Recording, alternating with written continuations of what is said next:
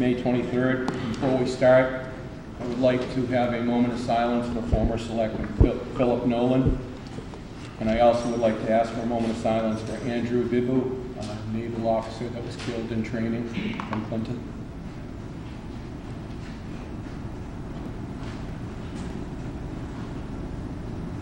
Thank you very much. Review of the minutes, the pleasure of the board. Move to approve the minutes. Is there a second? Yeah, I'll second that. Any discussion? Being none, all those in favor? Aye. Aye. Aye. Those We're opposed? abstaining. We're abstaining. Abstaining to abstain. First order of business is at 7:05. I'd like to continue the hearing on the Ericoli restaurant. Parties involved here. Good evening, Mr. Chairman, members of the board. David Philbin, attorney here in Clinton for Michael Ernst, the applicant on behalf of Ercoli, Inc. Last time I was here, I distributed to the board copies of a tentative plan of the layout of the location at 27 High Street. I provided a resume of Mr. Ernst, and I just briefly would like to give you a little bit of background both to Mr. Ernst and the proposed location and what they hope to do. Michael Ernst's family is, Michael was raised in Clinton, attended Clinton High School. His parents have lived here all their life and continue to live here. Michael attended Clinton High School, graduated in 1978, was a very well-respected and highly regarded both student, athlete, football player. Went from Clinton High School on to Phillips Exeter Academy, and then went on to Harvard College, where he played football. After leaving Harvard in 1983, he went on to become an assistant football coach at Harvard, and then he became a head football coach over in Italy, 1986 to 1991. And while he was there, that's where he met his wife, Christiana. Her last name is Ercoli, and that's the origin of the name of the restaurant. Michael's experience in the food business has been from 1992 to 1997. He worked in Memphis, Tennessee as an operator of a deli and a forum. And since 1998, he and his sister have operated a restaurant in Rome, Italy. He and his wife have operated a restaurant in Rome, Italy. Mr. Ernst would be the manager of this business. They will be buying the building, and it will be an owner-occupied. They're going to live Italian or Roman style. They will live above the restaurant. They have two children. One boy who has been attending Clinton High School, attended Clinton High School this year as a freshman. The family is not here, obviously, because I'm acting under a power of attorney, but their younger son is still in school in Italy. As soon as the school year finishes, which will be within the next few weeks, they will be coming here to this country, and they hope to establish their residence at the 27 High Street building. So they will be an on-premises, family-owned business. Presumably there would be close attention paid to what was going on there, and they're going to make a substantial investment. The restaurant will seat at least 70 people. Will be, depending on final plans, there may be a private dining room, as well as there'll be a restaurant and a service bar and a small lounge to service restaurant customers. It'll be a full-scale menu. It'll be open for lunch and dinner. I provided you with a copy of a tentative menu, and the hope is that it will be a full-scale Italian themed restaurant. I'd be happy to answer any questions that the board may have. They're still in the early stages of arranging for final designs and purchase of equipment, and it's going to take a while to get it up and running, but their hope is to get going as soon as the approvals come forward. Any questions from the board? Well, I'm just, honestly, I would have liked to have met the owner. That would have been nice. Well, I can. There's not much I can say other than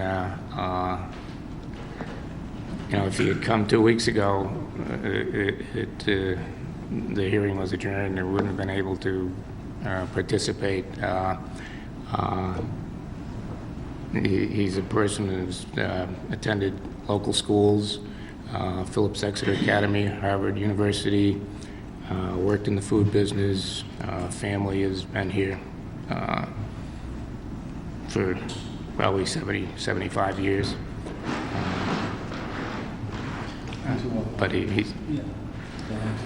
And the question we have has to do with the parking in the area, right? There's no parking lot per se for the restaurant, and I realize that we're using spots on High Street and potentially... There will be some parking in the rear that goes with the building, and there's a municipal lot up above. The building, High Street businesses do not have to have any parking as part of any occupancy permits. Zoning doesn't require any parking for High Street. Right. They're hoping there'll be street traffic from Nitro for lunchtime, and they're willing to run the risk of what the parking situation is on High Street. Yeah, I just asked because we obviously have a tenuous situation down there with parking. So it's nice to know that some spots come with the building, but, okay. Thank you. Do we have, Dave, a tentative date that he'd like to start? Is it October or? Well, we're going to close the purchase of the real estate as soon as, if the license were approved locally and approved by the state ABC, then we would close on the building within 60 days. And they would purchase the equipment. I would say that they would probably try to be up and running by October. Good. Any other questions? No, I don't have any questions, just to add that, I know that Mike and his brother Steve and their sister, the family's been from Clinton their entire lives, and as you said, they were outstanding athletes in high school and as well in college, and they're just really a nice family, and, I really wish them all the very best. I think it'll be They're making a great addition to downtown. It's a significant investment that they're making. Yes. This is not a small-time investment. The building is expensive. The setup for the business will be expensive. Sure. I'm sure hope they make it. Okay, with this being a public hearing, is there anyone here against the liquor license grant? Being none, anybody in favor? What's the pleasure of the board? Mr. Chairman, I'll move that we grant the license. I'll second that. Second issue, any discussion? All those in favor? Aye. Aye. It's unanimous. Good luck, Dave. Thank you. Wish him the best to us.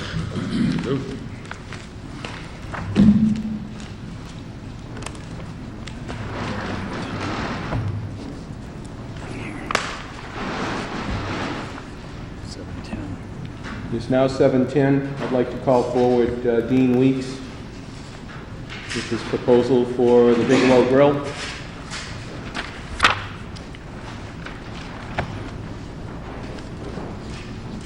Good evening, Dean. Hey, Joe.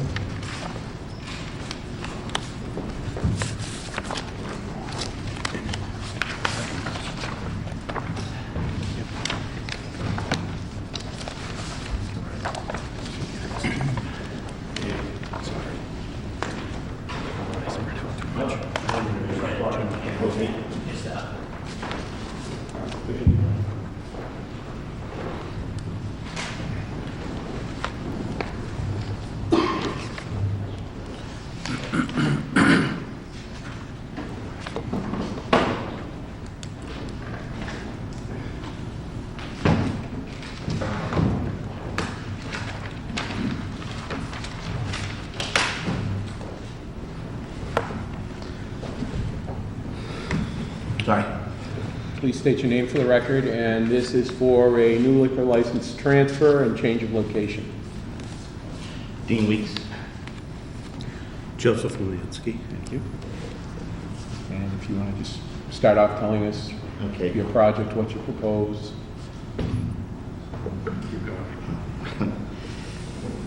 We purchased at the DOR auction the Talk of Towns license that they auctioned off.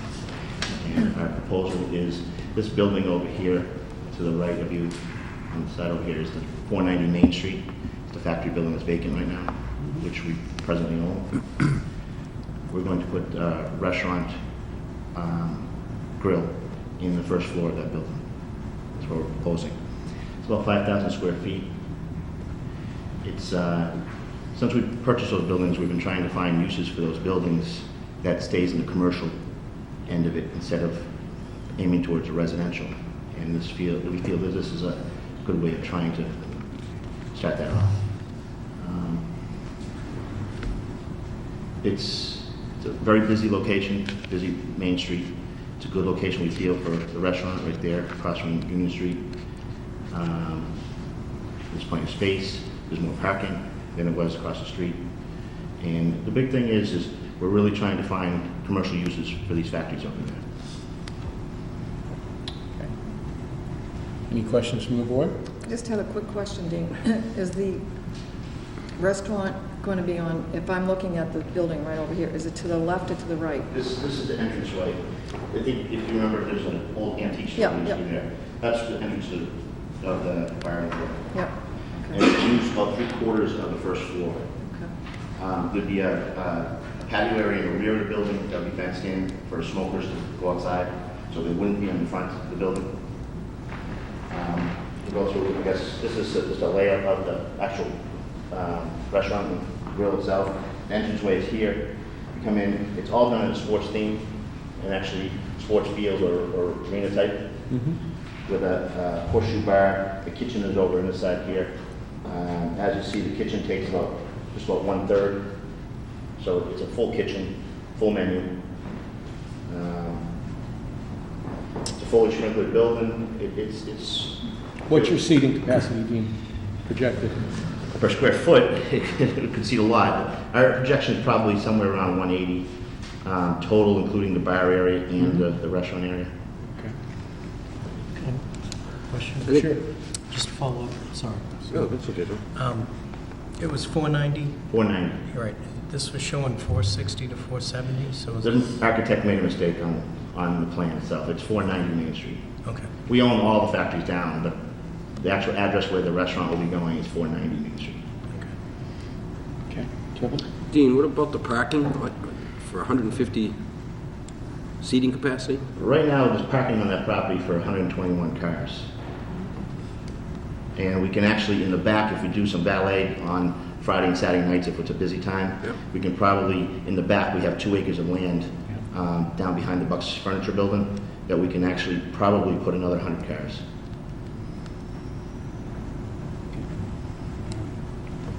I just have a comment for you. I applaud you for putting the businesses in there and trying to keep it commercial. I think that's a really, really good thing to do, as opposed to residential type development. Thank you. You're welcome. I think, yeah, I mean, with the size of that, 150 to 180, it sounds like you'd be hiring quite a few people as well. What's that? It sounds like you'd be hiring people. Right. For that We're kind. figuring somewhere between 17 and 23 full-time and part-time employees. What type of menu are you going to have? An advanced, I don't want to call it pub-style food, but there'll be steaks, burger sandwiches, specials. It'll have a full menu, but it's not the 111 Chop House either. Gotcha. So it's not an upscale, it's No. just going to be a, Middle of the road. Like a Pub 99? Or Yeah. like a Finder's Pub or something. Oh, like yeah, that. sure. People are familiar with that. Sure, oh, yeah. And Joe's going to be our general manager. He's going to run the operation.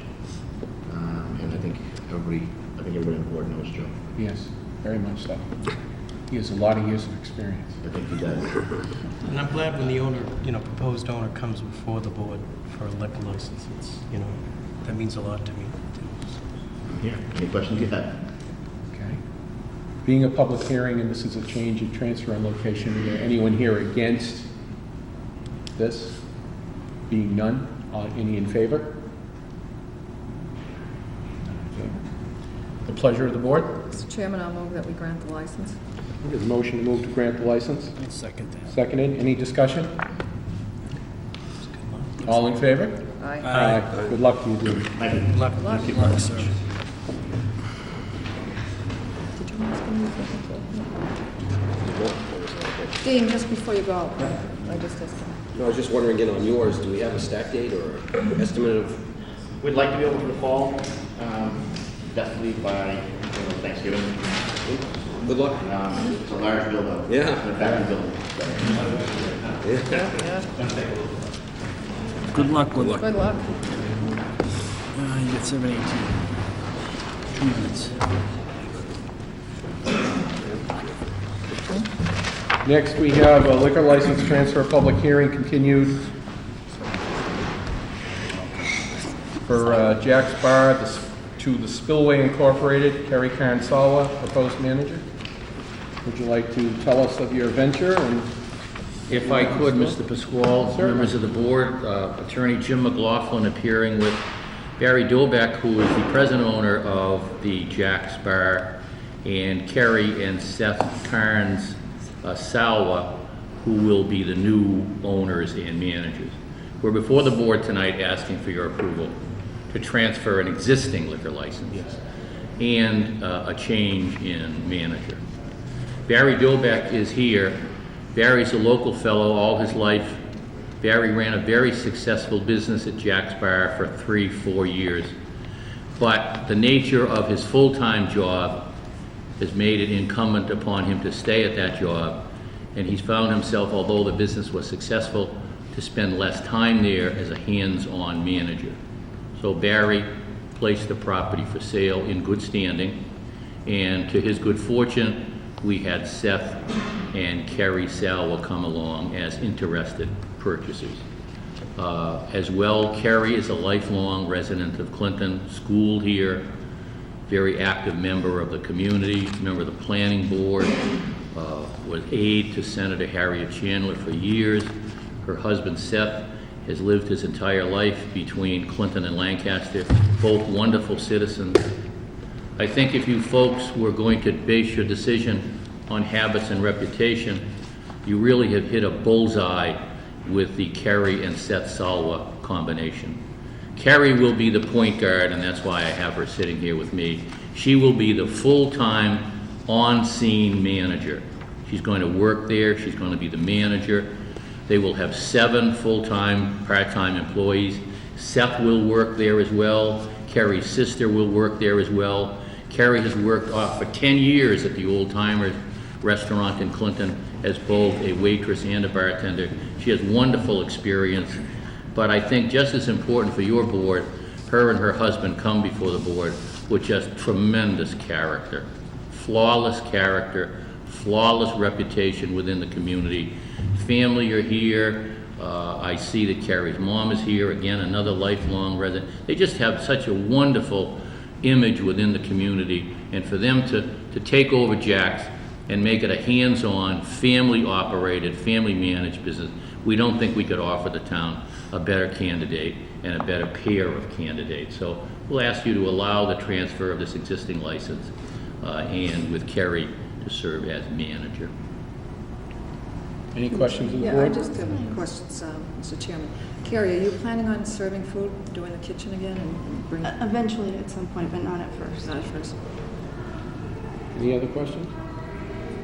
No, I have none. Being a public hearing, is there anyone here against? Being not, anyone here in favor? It's a pleasure of the board. Mr. Chairman, I'll move to grant the license. Is there a second to that? Second. Any discussion?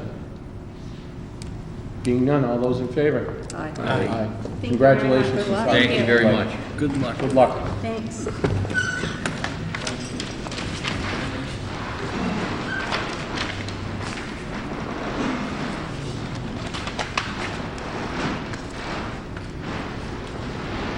It's a good name. I like that. I like it. Moving along, we have the finance, Yeah, that's nice. members from the finance committee are here. Member, sorry. One member. Vice Chairman couldn't make it tonight, we have another business engagement. Good to see you. Jim?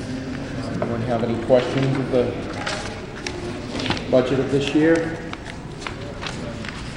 Basically, working with the Selectmen's Committee on approximately May 2nd, we had a tentative budget. May or may not have some small changes. We're now starting to work on the articles. Working with the Selectmen's Committee, we were able to, really work together on it and put something together that we didn't have to rush on. So it's now this budget that you got in the last couple of weeks has been sitting here. It may have some small changes. The budget always seems to change a little bit, but I don't really foresee anything that will change it. So it's substantial. There's always small things that come up. Again, Joe's been involved in the committee. I've talked to Bob several times in regard to it, and we're just trying to, our goal has been, and Joe knows this, and I know the committee knows this, to get our town meeting in May. And we're trying to work to that, not the end of June. And that's what we work for, and that's what the bylaw really was made for, is to get this process started as early as we could. Well, again, you guys have had it. And, I don't see any major changes. I mean, there's a couple things that we discussed today, with these guys, with their minor issues, some new growth numbers that may or may not happen. Will that ultimately adjust the budget? There, in this, I basically called Joe and Bob, which I usually do, to say, hey, we determined some new growth figures. I think there's $6,000 or $8,000. We do need some of that money for the article for the sergeant's pay on the police situation, and that's, I think, a $6,000, $7,000 article. So we've been having a discussion on that and a few other things, basically, but that's what will probably change it. We'll fund that article. I don't think we can borrow on that article. We'd have to fund it through receipts, and most of that money would probably be used for that. Good. But again, it's an all-changing thing. You have a budget probably in your hand. There was a mistake on somebody's payroll from 3 to 4%. It's $300 or $400 difference. They're aware of it, but again, there's a lot of numbers that go into that. Yeah, I know you're having a hearing tomorrow night, so I can always go to hearing, but there was just a few things that, obviously the budget's pretty much done for the fiscal year, so. Again, our goal is to have this budget done by May 1st, yeah. so that we plan a town meeting in the middle of May, so that we don't go to the end of June. Mm-hmm. And it's more possible now because the state figures seem to come out and stay there. A little bit earlier. So, Yeah. and in the past, they used to really bounce around. They haven't in the last couple of years especially. So if I have a few questions, I should wait till tomorrow night, or? You can ask right now if you'd Yeah, like. well, one of the ones that popped up in my, when I was looking at it, was the electrical inspector. That I know the gentleman that has been the assistant electrical inspector has been doing that job for a number of years, and I saw that his went from the 3,000 down to 1,500, which is essentially cutting the job in half. Yeah, that job was hired when the Woodlands first started, and the electrical inspector came to us and came to everybody and said, hey, I can't do that and do the Woodlands. We probably had $22 million in building that 6 months. Now the Woodlands is basically done. That job should be eliminated, but we feel he still serves a purpose. We don't want to make it zero, but he was hired just for that. Well, no, I disagree with you. Mr. Mayo has been the assistant wiring inspector for a number of years. And I guess my follow-up to that is that I would concur with you that the building that the town was experiencing over the last several years is obviously what has happened across the country. That virtually there is a real slowdown in new construction and, things, and we all know what's happened up at Woodlands, that, they've suffered because of the slowdown in housing. And then I know that down in the building inspector's other wages, that there's a $4,500 line item for that position. Now, my understanding is that an assistant has been hired for the building department, so I don't understand how we could be funding one position, but we're cutting in half another position, so. Again, he used to get paid per inspection. Because the electrical inspector deemed him necessary to have him on as, basically full-time handling that project, we gave him that money. We said, hey, he deserves it, not per inspection, he's gonna be up there constantly. So, and then we said, hey, that's not much, the same thing as you're talking about the other building inspector pay. We reduced that this year because we felt that there wasn't a lot of building.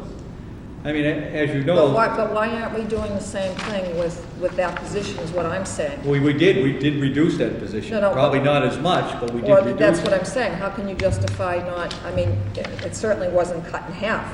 Well, I understand it, but, the building inspector's department is doing a lot of more zoning and court and, They're code super set. enforcement. So, What was that? zoning and court, Code and enforcement. Yeah. enforcement. And we, the people in my committee and your committee felt that was necessary. Whereas the building inspector, I don't want to cut his pay out. But again, 5 years ago, he was getting paid per inspection a couple of weeks a year. We gave him a position for the woodland that's no longer available. I mean, is it right? I don't know if it's right, but, again, if you go through every department that you have here, you'll find something that person needs that we can't give it to them because there is no money. I mean, Yeah. Well, one of the things that I find flawed in this process is that if you go into this point and you're finding additional money and that it's only going through subcommittees, and in fact, the entire board doesn't have an opportunity to have any input. I can't speak for Kevin, but I'm speaking for myself. I think that's flawed, because there's 5 people, and I understand the concept of a subcommittee, the way that the article was written, or accepted at town meeting, and the way it was written, that the voters voted on. But I still think that if there's money found, and it's additional money that's gonna be put in this final draft that's gonna go to town meeting, that it should be shared with all the Board of Selectmen. Again, that's your committee handling your 5 people. It's like our committee, we interact and we make sure that everybody knows we're on the same page. I mean, you're coming in at the end, I don't know how much they've informed you of what went on, but again, putting 11 people in a room to work on the budget isn't gonna work. Well, we used to do it, Jim. Well, And we used to make it work. Well, what we did this year. But I'm not saying that it can't work the way that it was designed to work when it was passed at town meeting. All I'm saying is that, I know that we're new members, and I'm not gonna speak for Kevin, but for myself, and if there is additional things that are gonna change that are in the final draft of this, I think that, everyone should share that information. Well, like I said, we have an $8,000 problem or a $7,000 problem. I've discussed it with Joe and Bob, the people I deal with on your committee. So, And you're also having a public tomorrow night, We're going to have a right? public hearing. Just remember, the public hearing, that doesn't necessarily have to be the exact budget that goes to town floor. But it has to, this budget, you look at it all week, you're not going to change a whole lot in it. And 85% is contractual or related. Oh, I know, I payroll. realize that, Jim. Okay. Not even 7%. Again, it may be the way that we're dealing with things, and you haven't been, like I said, you haven't been to our meeting or a joint meeting to understand how we go over line by line. So, I mean, I'm willing to work with anybody, and Yeah. it's not my budget, it's our budget. We worked on it. I mean, me and Joe sat down 4 or 5 nights on it. We talked to Bob since he's got involved in it, we try to make sure everybody's informed. Oh, those are all open meetings anyways. That's correct, and we keep They're all- our yeah. minutes, so, Yeah. right. like I said, it's a volunteer job, not the Yeah. best No, job. I know that, but I still, I'm concerned about the fact that someone, is cut and other people, it just doesn't, it seems like there's some flaws in it, but obviously, we're in the tail end of it, and so there's really not much input. Welcome you to be on the that- committee and work with. Yeah, there's so not we'll work much on it. input we can have at this point, but But I next year, appreciate you, Jim, coming in. Anytime, Appreciate come it. in, talk about it. next year with the budget process as we started, if the whole board wants to partake in it, I have no issue with Just having everybody remember, if present. we start with 2 budgets like this and try to bring them together at the end, it's a failure, because you're gonna clash. If you start like this and work your way up together, you're gonna have a good budget. I mean, we have a lot of good people on our committee and this committee, and they all put the time in. If you put the time in, then you're gonna come out with something that's fair and equitable. But That's all we're trying to do. I do have a comment. I mean, first of all, I want to thank the Finance Committee for putting in the time to do the budget. And it's not an easy task. And this budget is not I mean, it's just a plan to go from where we are to the next year. It's not, you know, I mean, set our up committees try to with set policy. That's, you know, where are we gonna start with the budget? And that's the hard part. You know, after it gets started, it's really, most of the numbers fall in place. I mean, quite frankly, I'd like to see more of a strategic plan on it, where we want to be in, you know, 3 to 5 to 10 years, instead of this year to year, you know, looking at the budget to how we're going to make it through the next year. It's a good It's a point. very reactive approach, but, you know, Every large budget in here has problems. It's either payroll or equipment or decreasing class size. All those problems are here. They don't go away. No. But somebody allots the money to those problems, and they have to work with it. And that's not the way the town should run, but it's the way the 2.5 designed it to have. It is. I mean, what you really need to do, and what we did start years ago, was you have to do a 5 to 7 year capital planning. I mean, so that you know, I mean, we know that at some point in time, the town is going to have to replace some of the fire equipment. He's asked twice in the last 2 years for a new fire apparatus, and he needs one. Yeah. But the point is, he had one 2 years ago, we put it in the bill, you know, again, you pay for a fire engine, we lose a half a teacher. I mean, it's math, it just comes out that way. And I agree with you, what our committee has done in the past is we said, hey, we can't afford that equipment, but we will vote to finance it. So, of course, we heard our budget in the future, but we get that piece of equipment we feel we save on the repairs. So it's just that, you know, every philosophy, you know, there's all different people that get involved, and what we try to do is try to think of the best one. and this budget too is retaining the existing employees, correct? Well, our philosophy on our committee has been create no new positions. I mean, it bothers me that Council on Aging can't get an outreach worker, but it means that somebody else has to leave from some other department, and we avoiding that. We say, hey, listen, we want to keep the people we have. And, you know, it's hard to make that decision. I don't like to make it, but it comes down to, hey, we're going to have to get rid of a school teacher in the 3rd grade or a fireman. Well, we can't add that outreach worker right now. You know, Hopefully a grant can pay for it or something else will happen. you know, at the end of the day, Jim, and if you look at Massachusetts as a whole, right, you've had 100 communities that have gone for overrides just for basic services, you know, and the fact, I think it's a testament to the Finance Committee and being creative at how things were financed here, that we aren't looking at an override, I mean, you know? we have a tough budget because, you know, with payroll and the contracts, it adds more than the cost of 2.5 coming in. Much more. And we've been lucky. But it can't last forever. Anybody that's, you know, I've been involved 4 years in this. Right. It's very hard every year, you know, to keep somebody's miscellaneous expenses at the same amount he had 10 years ago. Because how do you do that? I mean, things went up. Every budget process is difficult, Jim. Well, I that's mean, correct. some years you got free cash that helps you out in your budgets, but, I mean, I know that's not been the case in the last couple of years, so. Right, so we've it been makes able it to that make- much more difficult, so I understand. Well, I don't like saying no, but I seem to say it all the time. Well, you know, I mean, it's Mr. Easy. shared responsibility, so this board has to take that as is much correct. responsibility as you folks do, so. Right. But I appreciate you coming in the time. Thank you, Jim. Well, thank you very Appreciate much. you coming in. Thanks, Jim. Next on the agenda, we want to make a motion, we have to, what time are we at right now? You're at 7:35. 7:35? Okay, Michael, we have a copy of the annual draft, and there's been I know there's been one change on Article 11. I don't know if everybody's had a chance to look at it. If that's acceptable. I'd like a motion to keep that the way it reads.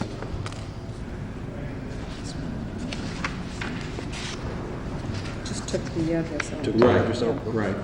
Mr. Chairman, also move that we still maintain the article. Okay. Under, there's a motion on the floor to maintain the article, Article 11, to see if the town will raise and appropriate, transfer, and available funds or borrow the sum of $1.4 million for the acquisition of a new senior center, and to fund this appropriation by authorizing the town treasurer with the approval of the Board of Selectmen to borrow up said amount and to issue bonds and notes therefore in accordance with Mass General Law, Chapter 44, or any other enabling authority, such appropriation to be contingent upon the passage of a debt exclusion override of Proposition 2.5, so called by the voters of the town of Clinton, or take any action relative thereto. Is there a second to that? I'll second that. Any discussion? Being none, all those in favor? Aye. Aye. It's unanimous, Michael, we'll keep that article as it's been rewritten. Are there any other questions regarding the warrant? Yes, I'd like to move to strike Article 19. It's, if you want to read it, Chairman? Or do you- Sure. Okay. To see if the town will vote to amend the Clinton zoning bylaw to add a new provision to allow for biomanufacturing and biotech laboratory facilities erect in any manner relating thereto. Could I ask why? Yeah, I just, Well, I think that's a so good that, thing. I actually had it put on there, but in time for the zoning board to get, their article ready to change the bylaw to allow this to happen, so, and it came, when I talked to, the parties involved, even Don Lowe recommended that we take this off, because we're just not prepared for it. Okay. So, but it can, we tried to get it in time, and we just didn't make the deadline, so. You want to make that in form of a motion? Yeah, so I move to remove Article 19 from the warrant. Okay, is there a second to that? I'll second it. Seconded. Any discussion? Tony, would this wouldn't in any way stop a biotech or biomanufacturing company from moving into No. a particular... No, it does not. All it does is it gets you on a registry. So Okay. the whole idea was Yeah. that if we get this done, the zoning changed so that we can identify the commercial space that we have, which would be labeled as biotech, then we'd be listed in a registry and we'd be the first in northern central Mass. And it sounded like a great opportunity. However, we just found out about it a few weeks ago. So it is in the pipeline, but I think we're going to save it for the next town meeting. Okay. All those in favor of its motion as proposed? Aye. Aye. Unanimous, Joyce. Any other discussion on the, Mr. Chairman? yes? For Article 20, I'd like to rename position of tax collector to town collector. Yes. Okay. That in the form of a motion? Yes, move to rename the position of tax collector to town collector. Second. Okay. Second, any discussion? yeah, just, why? My understanding is that the tax collector is a function and not a department head, and the department head is a town collector. And that's my understanding from talking with people in town, in the town offices. Yeah, a tax collector can only collect taxes. He can't collect other types of bills, water bills, excise tax bills. It's strictly, well, that's a tax, but anything that's not a tax. Right. And so he's actually called the town collector now. Okay, any other discussion? All those in favor? Aye. Anything else? Yeah, I would, just on Article 23, on the bylaw review committee, I know, Mark, you and I had, do you have a copy of a list of your proposed changes? Not currently, but we're actually going through that. And actually, at our last meeting, I know Phil Boyce, town clerk Phil Boyce, is going to print that out, but he's been back out now with the current recount. So we're waiting for that. And that's something we're going to schedule another meeting on, and obviously get it to this town meeting here. But those would be handouts that you'll have for that night, for everybody? So we're going to have hearings too before then, so Yeah. we're going to have to inform the public, and we're going to have handouts on for that meeting. We're going to have them well in advance so people can read it, digest it, under the meeting, under the prayer, any questions they might have. Just, Mr. Chairman, Yes. just to go on to that. I was contemplating asking the board if they would be in agreement to add something into the bylaws to make the town administrator's position a strong town administrator. And I had done a lot of research, with different communities as to what what that entailed in other communities, being the town of Sutton and different places. And I then asked for a copy of the duties that the board has negotiated with their present administrator. And after looking at what was negotiated in his contract and what a lot of other communities have incorporated in the lines of duties in that position, there are really only a few duties that haven't been covered in the new contract that I see that the administrator has. And one of them is that the authorization to hire and things of that nature. And I do have a copy. This is from the town of Framingham. And I was just wondering if the Board of Selectmen would be willing to at least look at incorporating this into Michael's contract or the administrator's contract, or do it through a bylaw change. My understanding, it can be done by either a bylaw change or by the Board of Selectmen. We just signed Michael's contract, I know, the but new you can one. make amendments to the contract. If both parties are amendable to open it, I would believe. I'm willing to look, I think it's worth looking We into. can look at it, sure. Yeah, personally, I'd be very happy to read it. Great. Terrific. Thank you. Anything else? How does the town administrator feel about that?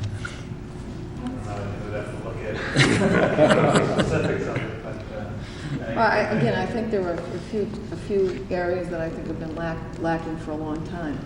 And I think basically the contract that was negotiated, I think, did a great job.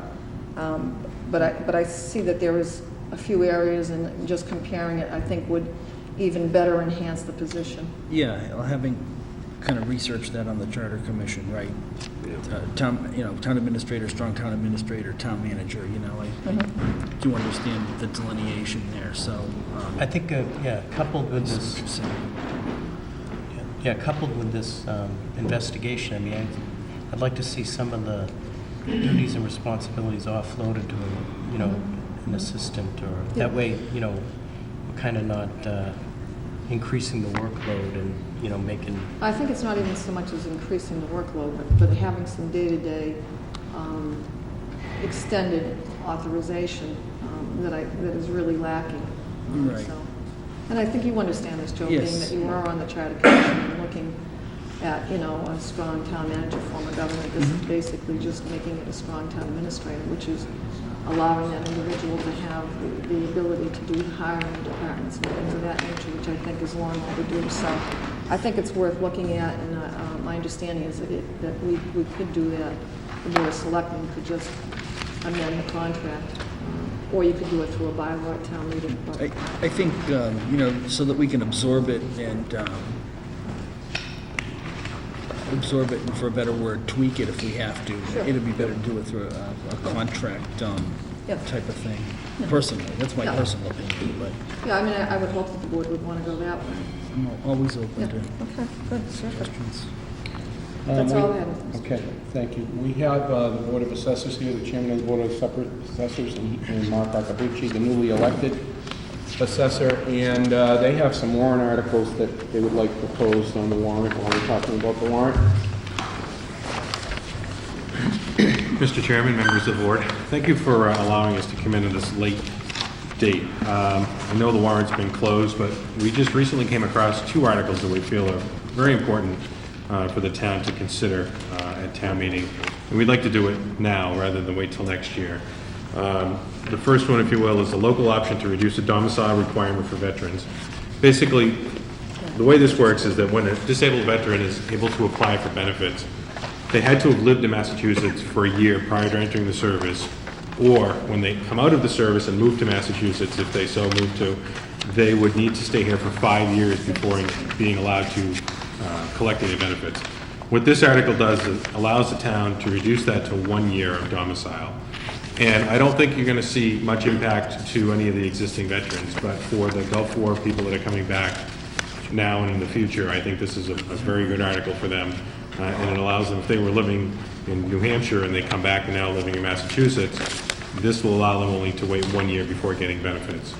And there's another upside to this is that there's no cost to the town. These are all reimbursed funds that come from the state. So we can provide the benefit and help our soldiers, and it doesn't cost us anything. So I strongly urge you to consider this to be placed on town meeting. It's definitely a win-win. Mr. Chairman, also move. Okay, is there a second to that? Second? Any discussion? Being none, all those in favor? Aye. It's unanimous. Thank you. The second local option that we have is to defer property taxes of deployed guardsmen and reservists. This is another section of law. This is a new section under 59, Section 5L. Actually, you won't even find it printed in the MGL at this point. But what this does is it allows qualifying guardsmen and reservists that have gone active and leave the state to defer their property taxes until the point they return, and then it grants them another 180 days to pay back the taxes that they owe with no penalty. So once again, I think this is a really great option the town can adopt. That really, you could argue there is a cost to it to some degree. You would say that you're going to lose the 14% in collectible interest, but I think that that's a small price to pay for what these people have done for us and for the country. So I would strongly urge you to adopt that as well. Also, it gives them another 180 days, to at 6% if they aren't able to pay back at that in the first 180 days. So once again, I think this is a good article. Pleasure of the board. So moved. Second? Second? Any discussion? I think it's a Being great none, all- idea. I just like to say, I think it's a great idea. Anything we can do to help our veterans is always a good thing. Absolutely. You know, reservists, obviously, everyone knows that they take a hit financially when they Yeah. do get called up, so obviously, this would definitely help them out, so. Appreciate you bringing these forward. Yeah. Thank you. Thank you for hearing us. All those in favor? Aye. Aye, it's unanimous. Thank you, David. Thank you, Mark. Thank you. Thank you, Board. Congratulations, Kevin and Mary. Thank you. Any further discussion on the warrant articles as presented? We have one to add here. Yeah. I think there was a TIF for the micro. The tip, Michael? One other item, under the executive session for micro, if the board goes along with that, that we'll be discussing later, it would result in a warrant article being added to the warrant as well, so Okay, that may be one more addition. not a problem, I don't think. Well, we have, I mean, we could put that on now, couldn't we? Sure. Yeah. Yes, I moved, it was in our packets, there's a TIF for NIPRO. And I moved to add that to the warrant. I'll second that. Second it. Any further discussion? I believe this has to do with with what we talked to Dawn about Yeah. at a prior meeting, Yes. 2 meetings ago, right? Okay. All those in favor? Aye. Aye. Okay, Michael. Anything else for the warrant? What Okay. about this one here? Michael, what about the library? There's a letter here for the, where's it? There's a letter here for Bigelow Free Public Library. I don't know if it's been Finance Committee approved or not. They need to install a new boiler. Right. That was in our package. Yeah, that was just a backup for the warrant article that they submitted. Okay, so it's on there now? But it's on the warrant. Okay. Finance committee has not yet taken action on any of the articles until these selectmen finalize the warrant. Okay, Well, I think, Good. yeah, I think the number on there, though, my understanding was 25,000. right, to finance the removal of asbestos and I to, think they have 20 on here now. this one says 25 and 25. Oh, the new one. Yeah. Okay, all right. Okay. So will we move to add that one on? Or? It's already in here. That it's got the other one, though, has the wrong, it has 20,000 on it. Yeah. Unless it's been changed. Been changed, Michael?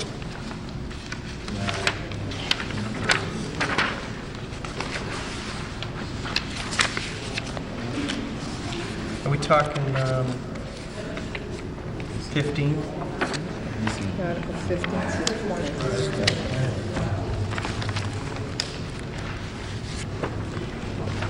So I'd move to adjust that to 25,000. Okay. Is there a second to that? Second. Any further discussion? Being none, all those in favor of changing the price? Aye. Aye. Aye. Unanimous.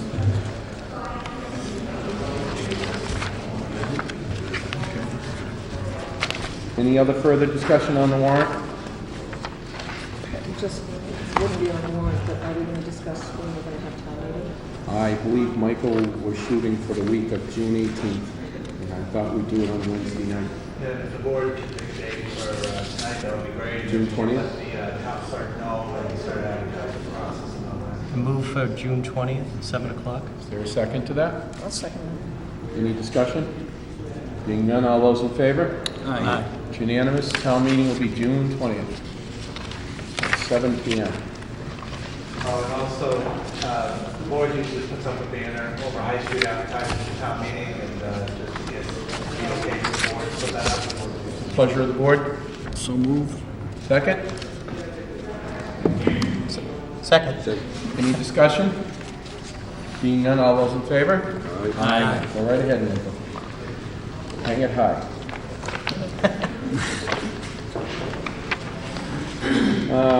Next order of business, I think we're running just a tad late, would be the water hearing rate. Open that door, please.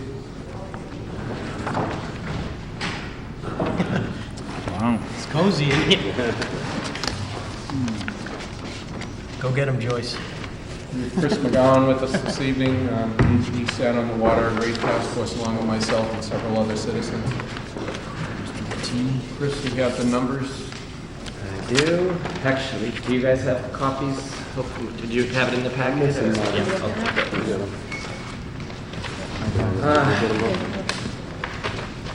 Do you want to explain, Chris, Yeah. for the new board members that are present this evening? Sure.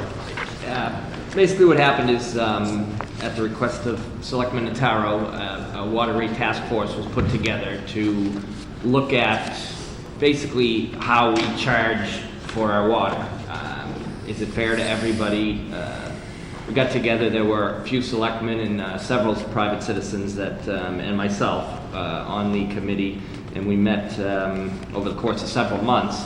And what we generally found is that we thought the system was fair the way it was, but decided that a couple of changes were needed.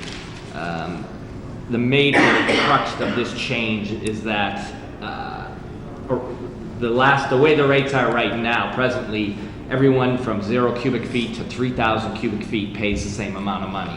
And it was brought up that the lower users, the 200, 300, 400, 500 cubic foot users are paying the same amount as the 3,000 cubic foot users, 2,500 and up, to 3,000. So they're all paying the same amount of money. And in some respects, I think it's fair to have, there's different ways different towns do it. Some do flat fees, and we looked at all these different ways to try to figure this out and make it so it's revenue neutral, which was what this proposal is. It's not an increase in fees at all. This is a revenue neutral proposal. So this goes in, and basically we get the same revenue in as we would have gotten if we don't change the rates at all. So right now, the 0 to 3,000 users pay $133.88 for water and sewer every 6 months. If this is implemented, they'd now pay $99 for each 6 months, from 0 to 1,000. Then the people from 1,000 up to probably in the 2,500 range would also get a little bit of a break on their bill. If you look down below, it has the usage, different usages and what the changes in their bill. So it's basically changing a few of the people, and it's actually a substantial amount of people that are between 0 and 3,000. It's probably somewhere on the order of half the users are in that bracket. It's a big chunk of users that are all paying the same amount. And it was thought that, the people on the very low end of it, although we didn't think that they should pay, if you use 0 cubic feet, you can't pay $0 because you're still getting the benefit of fire protection, the infrastructure's there, the treatment still has to happen even if you only get 1 cubic foot. So there's costs that are associated with just having a hookup in general. And we thought $99 was we came up with that as the minimum rate, and then you see what it does to make it revenue neutral. It kind of changes other people, like at the 4,000 cubic feet, which a lot of households are, it ends up being a 7% increase, which is about $12 or $13 every 6 months. The bigger end users, you might end up with a $500 more every 6 months, and the minimum users get, you know, $30 or $40 less because they are using less water, and that's basically what the committee, the subcommittee or committee came up with as what we thought was the most fair way to charge people. So it's very minor, it's minor changes. It's not changing the structure of the rate at all. It's still an increasing block rate. We looked at other things such as large users, large complexes on 1 meter, and I broke it down from maybe the 7 and 8 unit apartments all the way up to the Tall Pines and the Oxford Court and Camelot Apartments. And it depending on the place, I mean, some of them are paying a lot more than the minimum, some are paying less. I think a lot has to do with maintenance and stuff like that, but in general, we didn't find and we didn't believe that they were getting a discount that they didn't deserve or paying extra. So we thought that it was pretty fair across the board, and the basic gist of what comes out of this is the 0 to 2,000 or 2,500 users pay a little bit less, and everybody else pays, you know, a small percentage more. So that's what we came up with as a proposal to the board. So I proposed this prior to Kevin and Mary Rose being on the board a couple months, maybe a month and a half ago. And so what's happening now is I wanted this to come to you guys now because the water bills are going out. So the decision needs to be made to either, you know, relook at this, approve it tonight, which is fine. We can do it. We've talked to our people, the software. It's not a problem to do it. We could have these changes put in tomorrow morning. It's that simple of a change. It's not anything major where the whole structure has to be rechanged. So simple changes, and again, from my department's perspective, doesn't matter to me either way, to be very honest with you. It's revenue neutral, so it's basically whatever the pleasure of the board is, and this basically comes from the recommendation. I believe it was unanimous at the task force that this is what we go with. Okay, being a public hearing, is there anyone here in the audience that is against the new water rate schedule? Anyone in favor of the new water rate schedule? Being none, what is the pleasure of the board? I make a motion that we accept the new water rate recommendations as presented by Mr. McGowan. And I'll second that, Chairman. Seconded by Mr. Haley. Any discussion? I'd personally like to thank Chris and all the people that were involved in going through that exercise. I firmly believed it was needed to be done, you know, after having to raise the rates as much as we did to keep the enterprise fund solvent. Yeah, special thanks, Bob Latini did a lot of work, Yeah, real lot of work, and he deserves some kudos for it. The real end result is that these people, you know, a lot of elderly use very little water, and Yeah, if they use very little, and I think it's a good thing that, you know, we could at least help them. You know? and just so people know, it's not an elderly discount. No, It's got nothing to do with that, but it will give benefits some of the elderly. single person alone in their But the home. ones, you know, the elderly that live in the house with the irrigation system, they're not No. going to get a break out of this. Nobody with a sprinkler is going to get a break. No, and I just want to emphasize that point. I mean, the feedback I got was, you know, basically the low-end users were, you know, basically said it's way too high for them. So this brings it in line. So, Yep. I mean, it's $40, but $40 is significant on a fixed income. So. Yes, it is. Okay, the pleasure of the board? Yeah. Clarify that this billing cycle? Or Yes, this Yes. billing cycle. This bill is. Change the software. All those in favor? Aye. Aye. It's unanimous. Chris, thanks a lot for all your hard work. Thank you. Now, I don't see on the agenda there was abatements and, They're in our was that packet. in We there? have them. Old and new, all right. Well, we can move to go out of order Would you- while we have him Are here. you going to be here for executive too? He's going to be here anyway, so. Administrative business? Had a few items of late closings for the month of June. Well, just a minute, I'm sorry, Michael. Is somebody here from the Wachusett Spillway Reconstruction? Are you prepared to come? Sure, welcome them in. Sorry about that. Would you like to entertain a 5-minute recess? So moved. Second? Second? Any discussion? Being none, all those in favor, aye.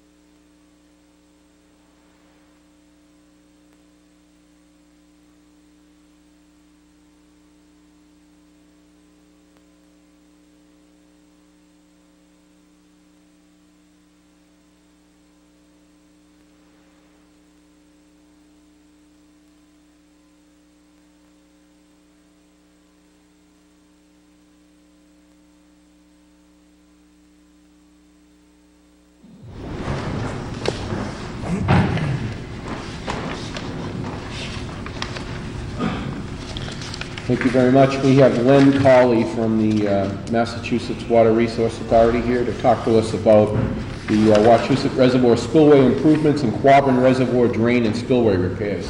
The floor is yours, sir. Chairman, members of the board, my name is Lynn Colley, the Mass Water Resource Authority. My job at the MWRA is to maintain relations between the communities and the MWRA. So we're going to actually, I presume, you'll want us to just talk about the Wachusett Reservoir spillway improvements, and we'll defer to Quabbin and some others. With me today is from the DCR is John Scannell, and from the MWRA Tiffany Tron, and we have a team of consultants and MWRA employees who are here mostly to answer your questions. We have a very brief presentation, and at this point, I'll turn it over to Tiffany and John to get our presentation. Thank you. I'll let Tiffany do the talking. The project's being managed by MWRA, and Tiffany is managing the project. So I think she'll describe the project, and then we can take questions. Thank you. Let me get the chart so we can see. Do you want me to help you with that? I think if I put the share here. That's fine, sir. And, can everyone see? Actually, back up a little. Is this okay? Yep. Thank you for staying late and inviting us to your meeting, because the evening is very nice and nice weather and everything, and you have to sit in here and listen to this boring stuff. Well, it's not boring to me. I live down there. Yeah, it's my backyard.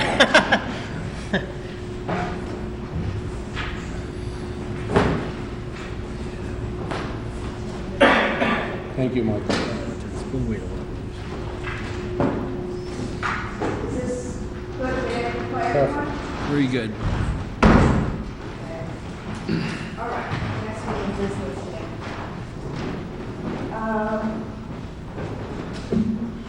I hope you are familiar with the Wachusett Reservoir and the dam.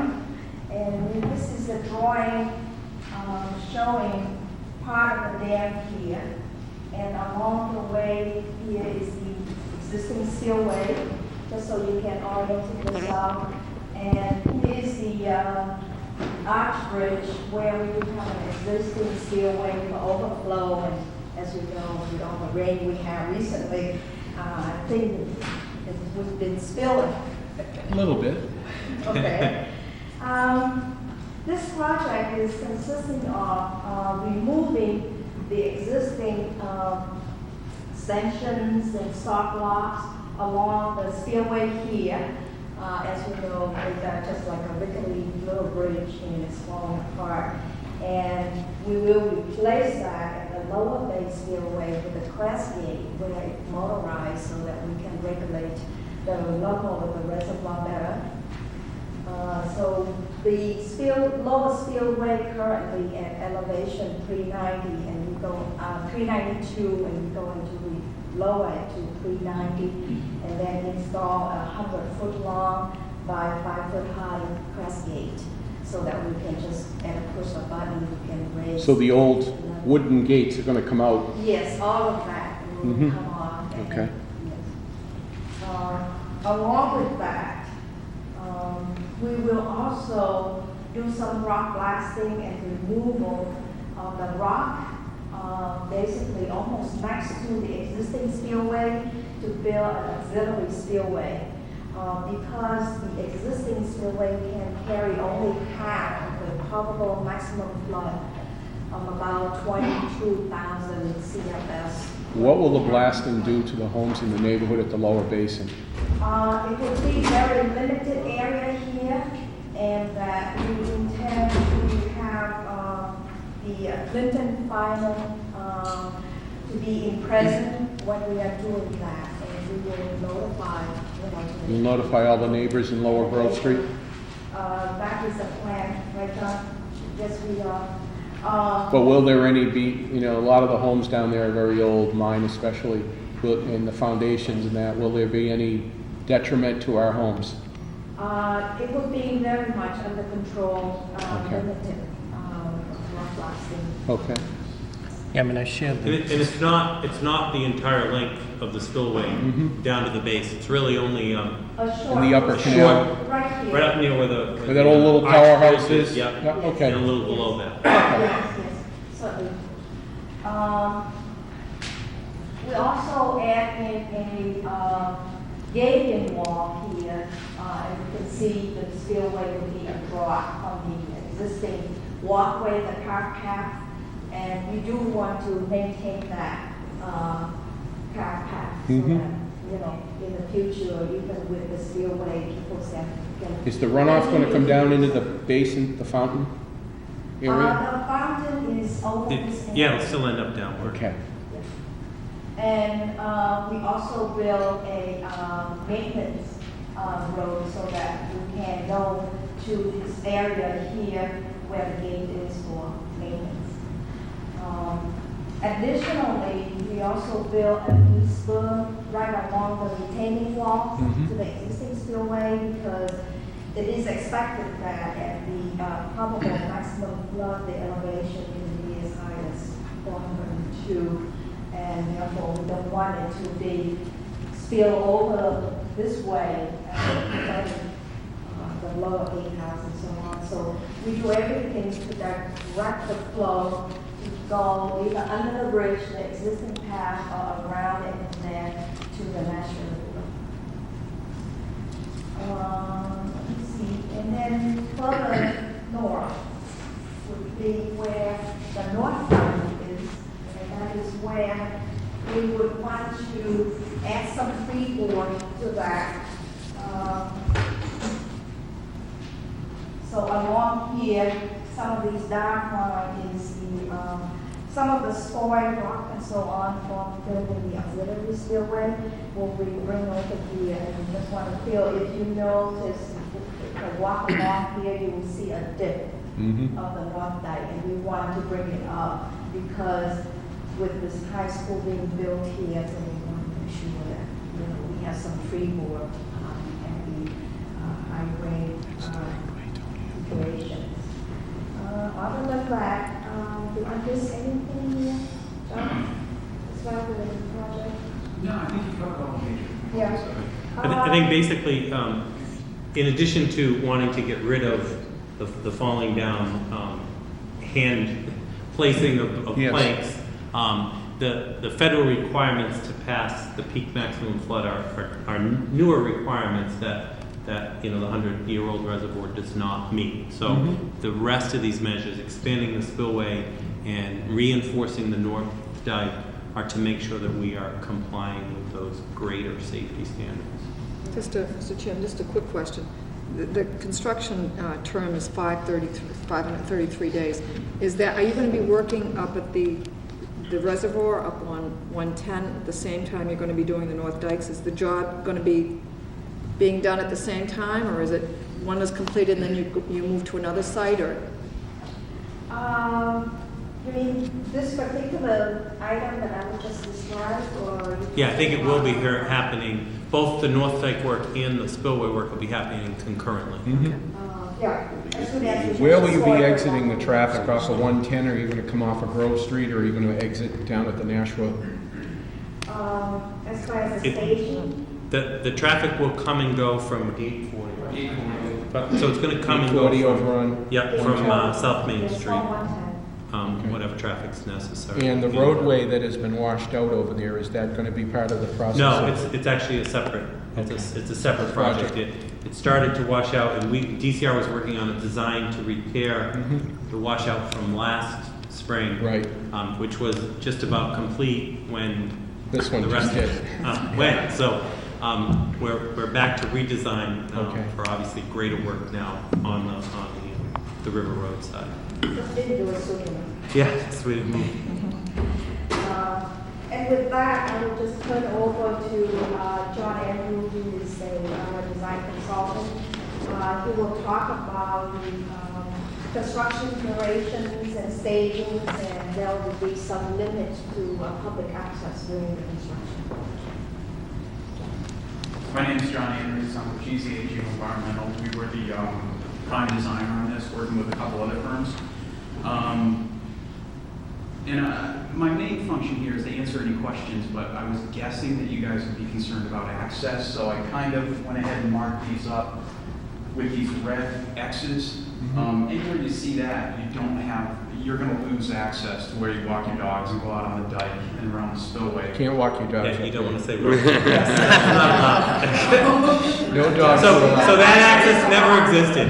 Just leave it to walking. You can't, there's a big sign there after you That was climb the just a hill. mirage you saw. Actually, I don't know if you can see this, it's a little bit small, but this is the North Dike area up by the schools. Yes. And all this red stuff, all the way over the spillway, you won't be able to get in there. You will still have access through gate 39 to get over as far as the Lancaster pump station. Right. Without dogs. Right. That's off of South Main Street. Yes, Yeah. you can come in that way, but gate 40, gate 41, those will be blocked off. And over at the spillway, everything's gonna be blocked off. The walkways on both sides of the spillway, the place where the folks like to climb up and down the stairs like crazy, that's gonna be blocked off. The Greyhound Bridge will be closed off. I'm sorry, what? At the dead end portion of Grove Street, there'll be nobody is gonna be able to walk down. No, you'll there. still be able to come in to the base of the dam. Yeah, and you'll be able to walk around the lower end of the Yeah. dam? Okay. Yeah, it's gonna be blocked off closer to, The upper spillway and all that? yeah, near the Stone Arch Bridge is Yep. basically where it's gonna be blocked off Okay. from there. And that's just during that period that was mentioned, the 500? Yeah, that's not 15 to permanent, that's October. just during construction. It's possible that 533 days can get cut down here. If the work's done, I would imagine we'd open it back up. For safety reasons, people shouldn't be up there because it's not safe. If I could, Bob? Sure. I'm Chris McGowan, DPW Superintendent. What about, how far up the North Dike is access going to be cut off? Where, you said Leominster Pump Station will be accessible, but where further down than that, the town Clinton's pump station? Well, Clinton Pump Station, if you guys need to get in, you still have access. I'm talking more about public Just access. public access. Yeah, people walking through there. That's going to be the major haul road. All that soil that's coming out of the spillways is going to end up here. How much material are you taking out of there, Bob? I forget, 20, 30,000 yards, but don't quote me on So that. off-road trucks, you're just gonna. Yeah, there's going to be loading units going back and forth. Bringing very little off-site onto the, basically everything taken out, staying on site. Yeah, it looks like now on site. I don't think there'll be much coming off, if anything. So if we're still entertaining questions, Yes, go right ahead. so the existing structure was a wooden structure that, someone would manually go over and, right. Now, that had an advantage where that person could see survey the surrounding area and know it was safe to let the water through, right? With this automated approach, does it afford that same opportunity? The controls will be in the bastion, so someone will have to be there on site to do it. There's also going to be an alarm system. Okay. Basically flashing lights. Okay, all right. But somebody's going to have to be, it's kind of hard to see up here, but this is the main dam, here's the bastion. The controls will be right in there. So from the power center, they'll be able to see the lights from across the way? The pump house, the big pump house over there by the From courthouse? Cosgrove? Yeah, the Cosgrove. Yeah, you can see that area. Okay. On purpose, we allow only manual operating the gate. So it's no remote control, open or close. Okay, so you're right There's there. nobody flipping a switch in Right. Boston. Okay, good. Right. All right. Someone has to be That was physically my out there on concern, site yeah. to- Okay. We to- will have sign and we will have siren, so that, Okay. to allow people to get off the downstream before we lower if we want to release. Okay, good. All right, very good. Yeah, safety comes first. When you Just wanted say to hear- downstream, you mean if someone were canoeing down by the Greyhound Bridge? If you were to open On the those Mill gates? Pond? Yeah, on the Nashua River, what kind of, There'll be signs on the shore that say, you should vacate this area. If you hear the alarm sound, the release of water will be, Okay. occurring. okay. Are we talking about a stronger discharge of water than currently? The regulation, what we do right now currently using stop we just replacing it with the gate. So the level that we operate is no greater than what we are doing Okay. now, which is maximum 392.5 perhaps. Okay. Most of the time, it will just fluctuate between 390 and 392. Okay. There's no reason to really bring it up to 395 because at that level, the upper spillway would overspill too. We try to keep it low on that 395. So it just makes the regulations of the water level easier, but there is no change in increased storage or maximize the storage in any way because we do have supply of water.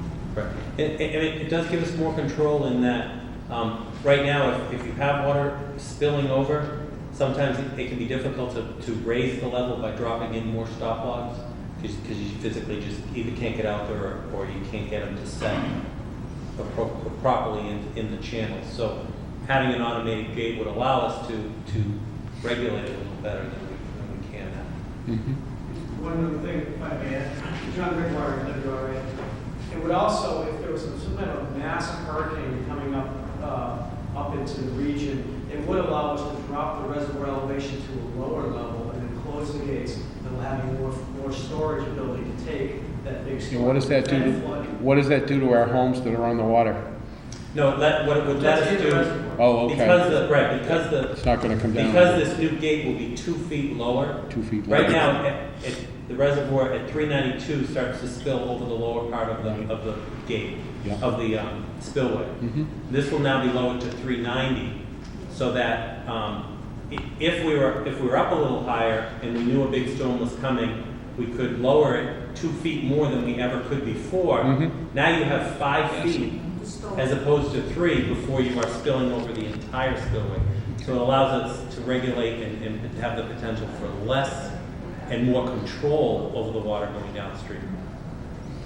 Okay, another question I had. This is going to be a hydraulic system?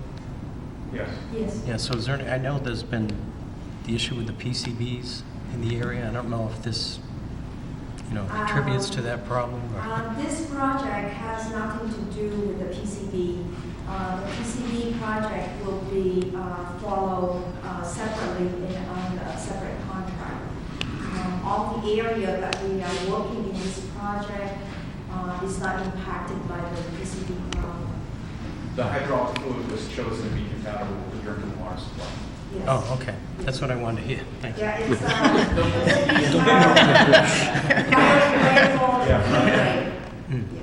Okay. Thanks. Any more questions? No. Sounds good. Start date is actually, we're talking about notice to proceed to contractor on May 31st, and we have Zoco Corporation as our construction contractor. Sam? Read this out, because we may need to meet the gentleman sometime. My name is Stan Cotter, I'm the project manager for our Zoco.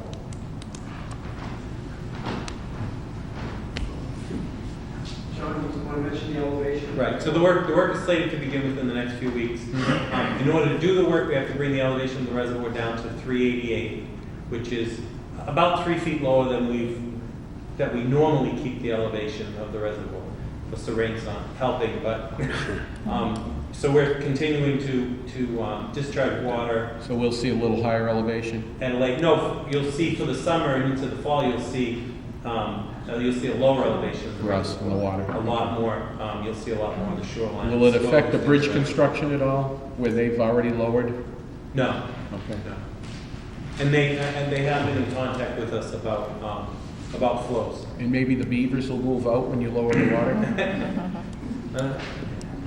But so are you responsible for the, Chairman Pasquale had mentioned that road on the other side. Is that your jurisdiction as Yes. well?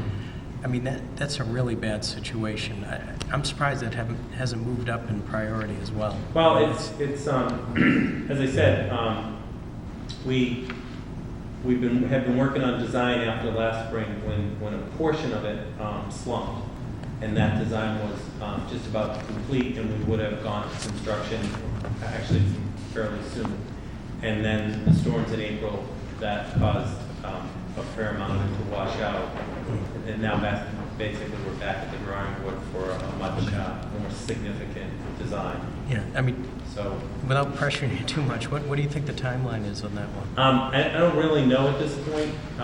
The contractor is again, out there changing design. We hopefully will have that design from them this summer, and then we'll begin to discuss funding and construction. Not something we planned on. Now, is your work crew responsible for all the trees that are down and all along the shoreline? They don't seem to be paying too much attention to that these days. The ones that slumped into the pond from the road? From this, from the beavers, from what have you, they don't seem to be paying too much attention to the shoreline as they did in years past. Is it because of a lack of help, cut back in budget? Of the mill pond? Yeah. Some of it is smaller staffing. I guess I'm not really aware of other issues except those. Over by where the trees. road washed out, there's a terrible amount of trees and that have gone into the water. All the way down that cove to the basin there of where the river starts to go down. We live right on that pond, so it's kind of a... I mean, obviously, I was aware of the trees that It's an eyesore, the hill too. took with it. If you take a canoe and just look down along the shore, you can see several trees under the water. We'll get someone to look at. Yeah. We'll get someone to look at. Obviously, those they held they massive ones that went with the road. Yeah. Not sure how we're. Yeah. Not sure how we're getting those out of there. Yeah, I don't either, because they've washed down pretty good. Those are some fairly sizable trees. Yeah. But we will have something to say. Well, we used to notice the road crew down there, and I haven't noticed them in years. Well, it used to be, and it's true about all of our properties, they used to be maintained much more like golf Pristine. courses or parks Yes. than they are, and really from an environmental perspective, nice pristine lawn, right up to the reservoir or a pond or other facility is not necessarily the best for the environment. It's better to have a more natural state. So we don't, the area where the old beach was on the Clintons, on the That's the okay. roadside. Keep those that as areas, what it is you want. We will. That's fine. No plans to change that. That's wonderful. But further up where there's been some road damage and erosion, there's quite a substantial amount of breakdown. We'll have some of The banking especially. Yeah, I mean, it's one of those things, if it's left to disrepair for a few more years, it really could be... Well, I mean, certainly our intent is to repair the road in that area. The problem was, it was kind of multi problems, but the drainage discharged at the base of that slope and that drainage, being decades old, was in disrepair and had clogged, which contributed to the groundwater problem and the water coming off from 70. And the design calls for the drainage to get relocated to be able to be better maintained. And I appreciate that. I mean, we have a lot of elderly in our neighborhood that, when they were kids and they saw how beautiful the place used to be. And, they mention it to us. All the time. But, just, it's nice you hear we can express, how we And they're feel. watching, so it's good to be able to ask you these questions because it is near and dear to their hearts. We'll get somebody up to take a look at that side of the road. I'm just afraid if people walk over there, you used to have barriers up and they're gone. I don't know if they were washed away. There's no barriers on the edge of that road that's washed out. There used to be Jersey barriers. They're down on the bottom. Oh, they're down on the bottom. They washed down the banking. They were plastic, not cement. Right. I was under the And those impression went over the the- road was still blocked. No, I will. not at all. All right, we'll look at it. I didn't realize that. Thank you. Well, it is boring. Okay, thank you very much. We appreciate you coming forward. Thank you. Thanks. Thanks. Michael, administrative business?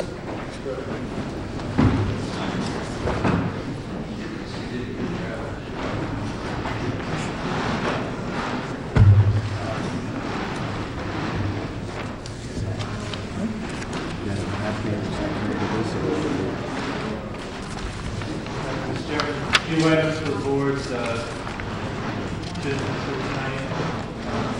One is late night closing for the month of June. We have Clem's Liberty Tavern, Clinton Lodge Develops, Clinton Cafe, Yale House Grill, Old Timer, Ringside Cafe, and Scooby Doo.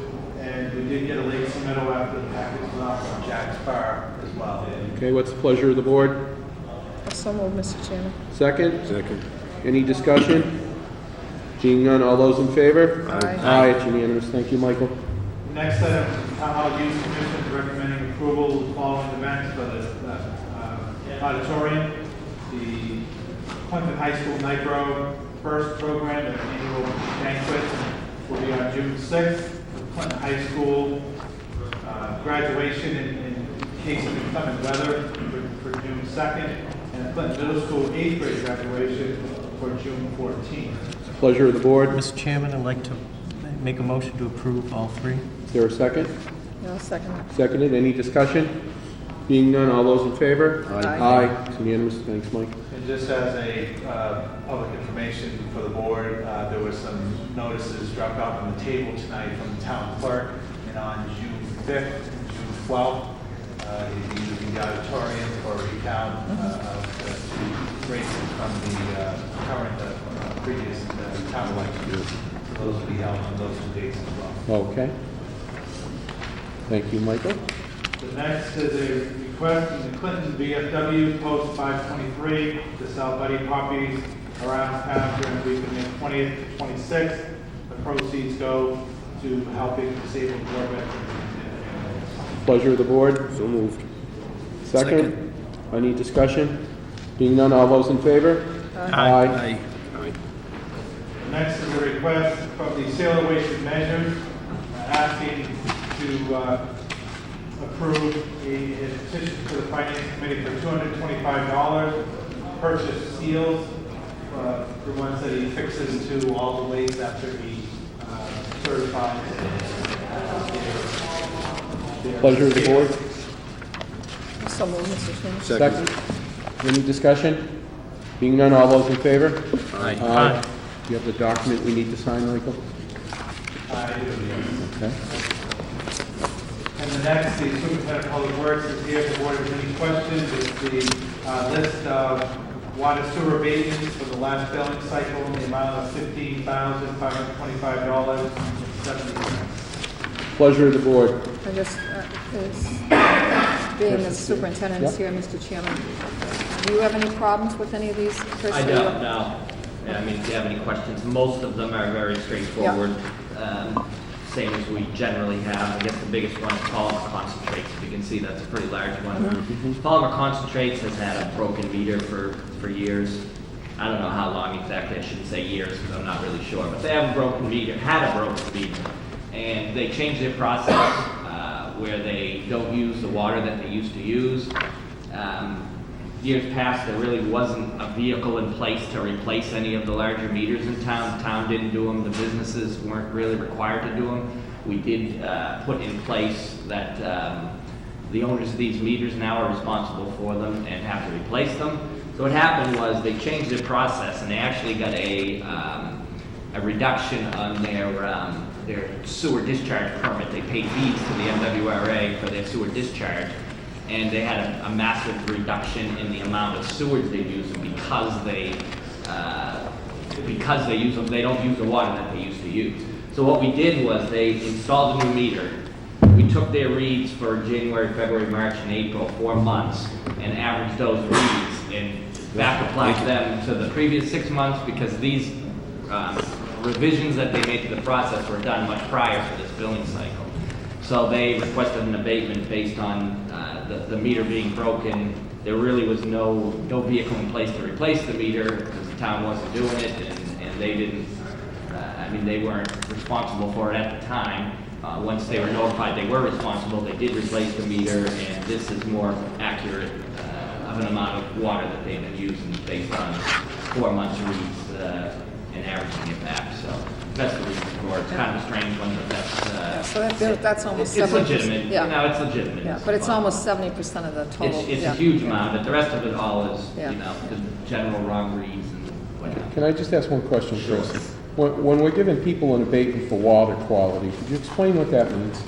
These are dead ends that we generally have poor water quality. I mean, their water oftentimes is rusty, and it's just been the policy that people can come in and get an abatement if their water isn't of good quality. You know, and it's these are all small dead ends, and I've fixed a lot of them in town, but you know, some of them are a lot more difficult to fix than others. They're long runs to get to one resident, and you'd have to fix 1,000 feet of pipe to fix. How are we one. on Route 70? Is that a big problem? It's not a good, it's probably our hardest problem that we face, is fixing Is that new house having any issues? I tell you, they haven't complained at all, so. Okay. I'm surprised, but we haven't heard any complaints. It's difficult to flush, we have a lot of problems there. Okay. It's the pleasure of the board. Also move, Mr. Chairman. Second, any discussion? Being none, all those in favor? Aye. I wonder if I could, one more thing I could add in? Sure. We have gotten our second quarter results back for our halo acidic acid and trihalomethanes, and I'm very pleased to report that we are back in compliance. Our water system is back in compliance. I don't perceive any issues on the next quarter. We may have a possible issue the quarter after that, but we're still working on lowering them a little bit more. We got some, we got a long way to get till then. We're making some revisions at the plant still, and we did come down quite a bit, so we're in good shape. We're in compliance, so that's some good news. Thanks, Chris. While I have you here, Chris, I have a letter of thank you from the chairman of the Fuller Field Commission. John Costello sent a letter thanking the Fuller Field Commission. We would like to express our gratitude to the Water Department staff as well as the Superintendent of Public Works, Christopher McGowan, for providing a new water service to the field line at Fuller Field. We thank you for all your assistance. So I think that's great. Yeah, hopefully their water. We didn't go all the way out into the street. We left a little section, and was, you know, if we need to, we can go back to that. But we replaced probably 200 or 300 feet of really bad pipe, real bad, and it should, with any luck, solve all their problems. So. Great. And Chris, I still drink the town water, and it still I tastes do good too. to me. I drink it unfiltered right out of my tap. So. Me too. I've been only doing it for a few years. But just one question on the haloacid, haloacidic acids. So is that based on the new technique, or is that just using the same chlorination technique? No, it's still, actually, I went to a seminar on that today. The rule that's in place right now will be in place for quite some time, probably another 3 or 4 years. We'll be doing this averaging, the running annual averaging the 4 sites that we test and averaging it over 4 quarters. They will be changing that to individual sites averaged over 4 quarters. So each site has to pass. Right now, it's just the total aggregate of them has to pass, but it will eventually be that each site has to pass. And that's something, next budget we're going to be talking about, because the new rules, they probably added, today when I went to that seminar, they probably added $30,000 to $40,000 worth of testing that we're going to be doing soon. Not in the next budget, but it's coming. So I don't even know. I know the price of some of it. To some of it, I don't even have pricing on yet. And from what I'm hearing, it's staggering. So It's testing only? Testing. Yeah, just testing. But I drink the water too. Quite a bit of it. I tell you, I went to a seminar in Westford at the Westford Regency, and the water was awful.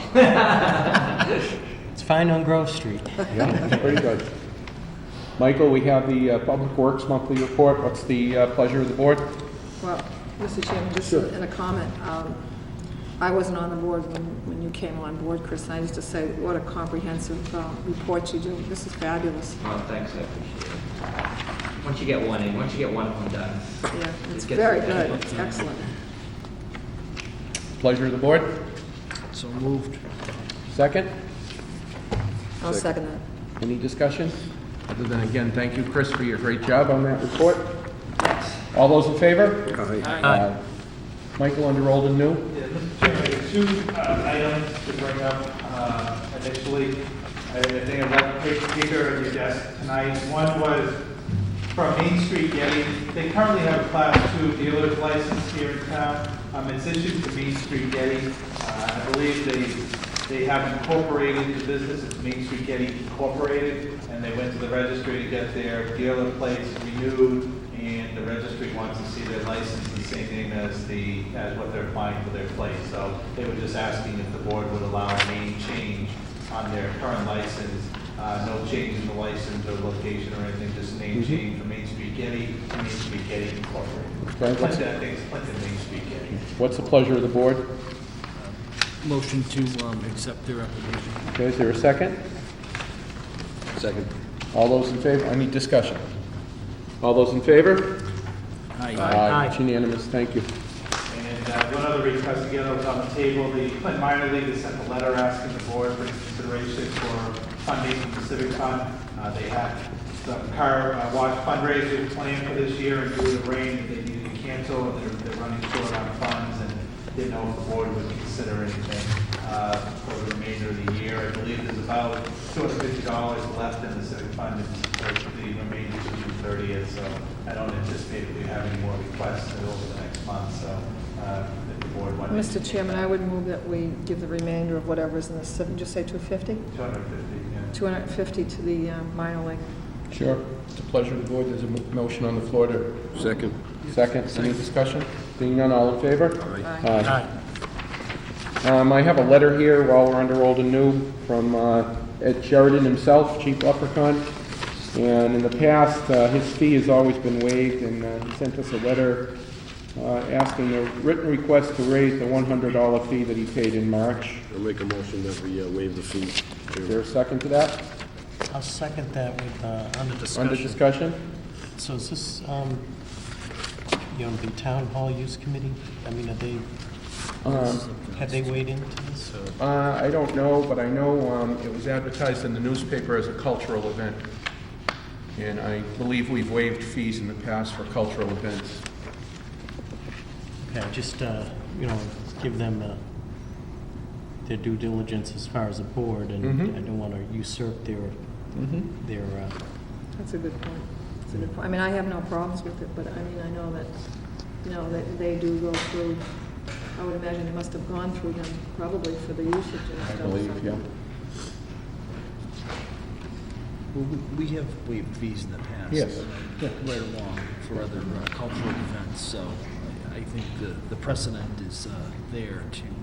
Well, couldn't they, I'm just going back the way it was set up, didn't they have the discretion as a committee I think to waive the fee? I think the fees were up to the board of selectmen. I think that's how the committee feels, that they review it, and then they charge the fee that they feel is applicable for the event, and then it's up to the board of selectmen to final approval and on the fee structure and the final approval of the use as well. They're just reviewing and recommending.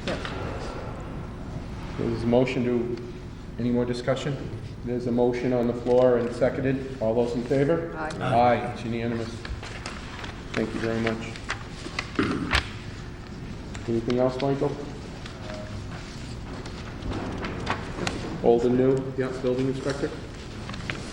Again, at the last meeting, that forwarded a notice to the town accountant regarding payment for an invoice from the building department. Board is selecting on that. Okay. The issue at hand is payment to an alternate, not an assistant, or what's you have documentation, Michael, with regards to what this position is being called, or?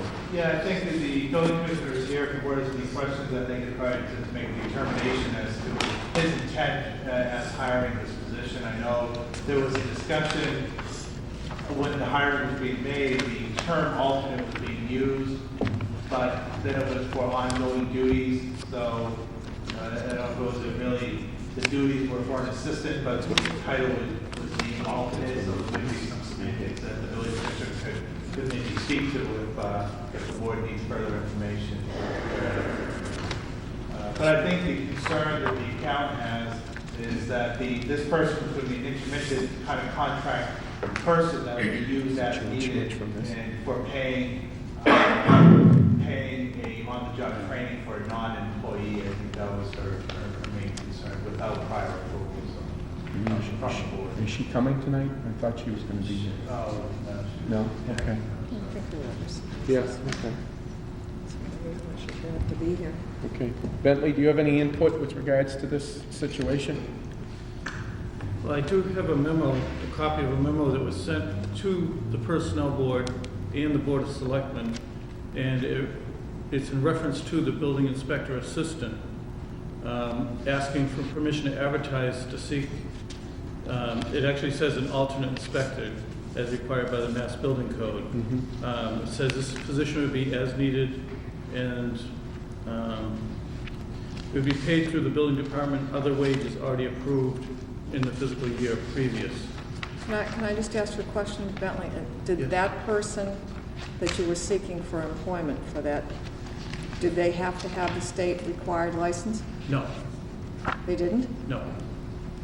So They what? can be hired as a local inspector, and they're given 18 months to take the exams and pass the exams to officially become a local inspector. Is that what that, can I see that letter? Well, this is just a letter. That's the letter that went to the Personnel Board? Yes. Could I see that? Sure.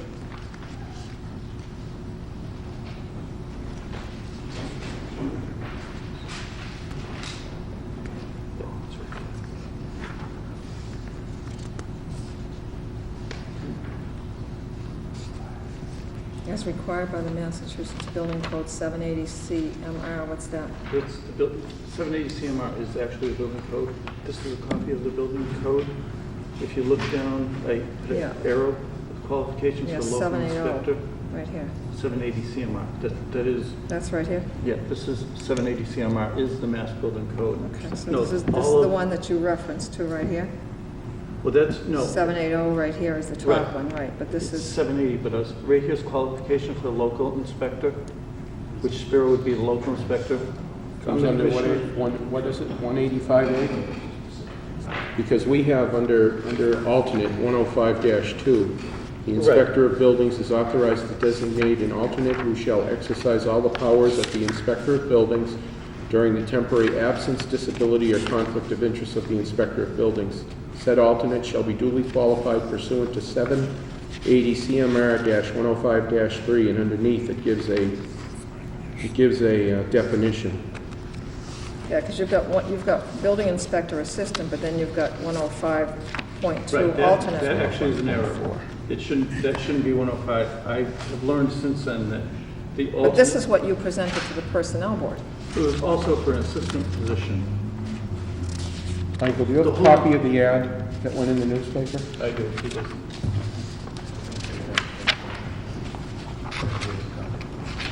Can we get quick copies of it so everybody can look as we discuss it?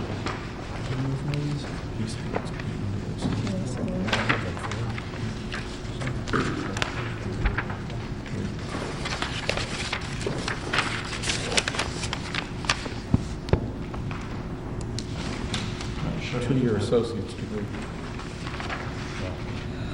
5 years supervision building construction. I'm not sure I do have it. Do you have a copy of the current person that you have, his resume? His qualifications? Pardon me? Do you have a copy of the person that is? Yes. Can we get a copy of that too? It looks like he has authorization. It's his authority. Yeah. Under the alternate, but under the assistant, I don't believe it says he has the authority. There's a letter also to me from the Personnel Board, asked me to come to the meeting about the building assistant, building inspector assistant position. And this is Spiro's resume. Okay, could you give that to Mike so we can have quick copies? Sure. Thank you. Do you want the resume too? Sure, so we can see his qualification.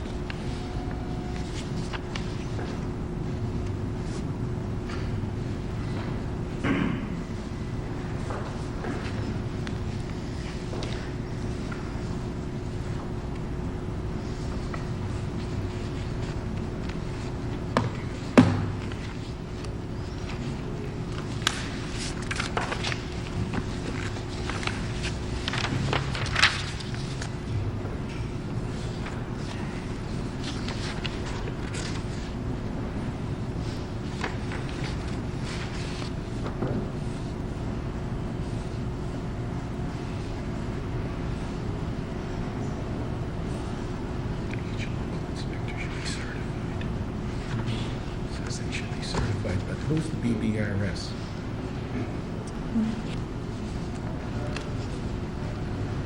Supposed to be certified.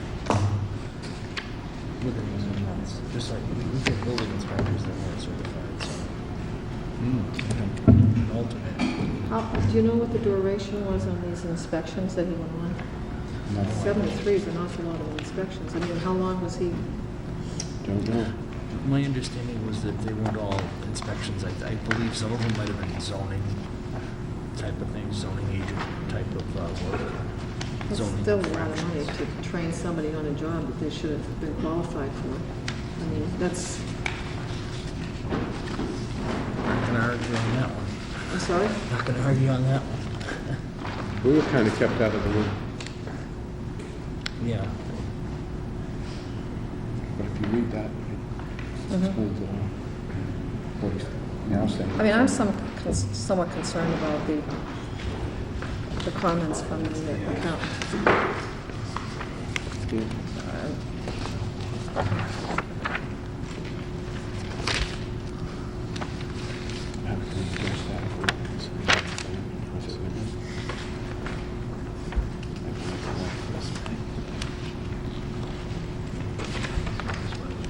Oh, okay.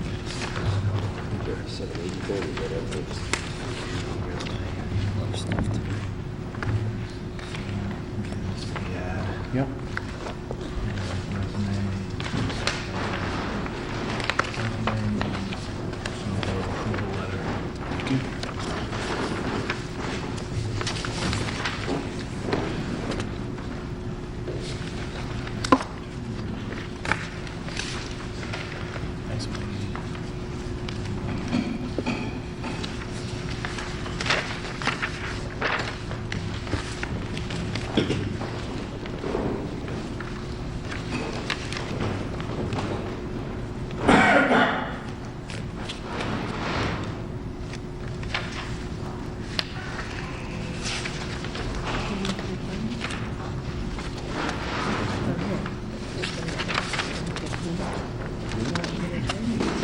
Don't know.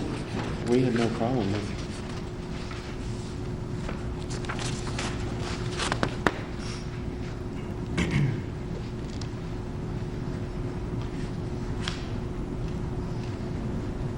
He holds a Massachusetts construction supervisor's license and real estate license.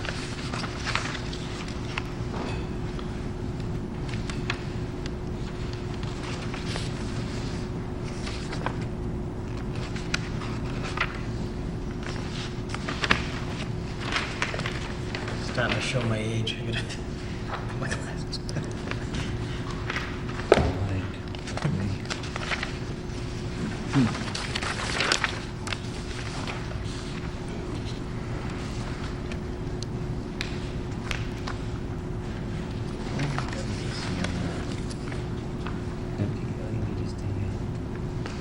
What's the,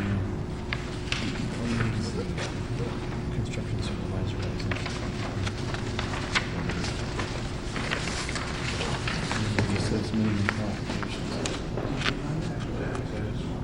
Bachelor's degree. This is bachelor's degree. In supervision of construction.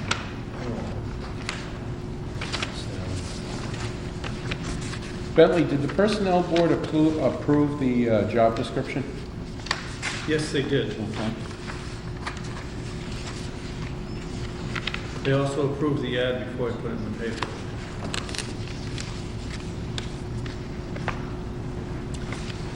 Okay, so I'm trying to make a determination of what we're trying to find out here, because it seems like everything's in order, so, you know. Well, the problem I have, Tony, quite frankly, is why would the town pay someone $25 an hour to go out with the inspector to learn the job that they're hired to do?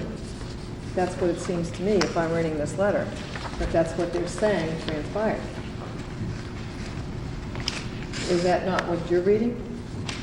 Yeah, I mean, I It says Mr. training, Kelly, 73 inspections. For training. Yeah.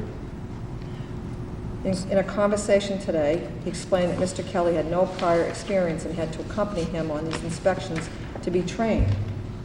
So my question is why are we hiring someone and paying them $25 per inspection to train them on a job that they applied for and you would assume were qualified to do? Okay, and do you have an answer for that? I mean, I'd like to hear your answer. Certainly. Most people, when they're hired as a building inspector, as this town has done before, they come in here with generally no experience as a building inspector because it's not required to perform this job, just to have experience. And the only way to get experience is to have, the best way to get experience is to work with somebody and have somebody show you the ropes. I worked as assistant building inspector for Groton for 3.5 years before I came here. And it was very beneficial to my career because it taught me all the things I needed to know. So when I first went to Groton, I went there and I was being trained to do the job I was doing. As in any job, when you first start a new job, you have to be trained. There's no the minimum qualifications for a building inspector is basically, they're just gonna meet the guidelines. But you don't have to have experience to get the job. I was giving him experience so he knows what he's looking for, so mistakes would never be made in the town. Bentley, I have to disagree with you. I mean, I sat up here for a long, long time, hired several building inspectors, and never had to train them on their jobs.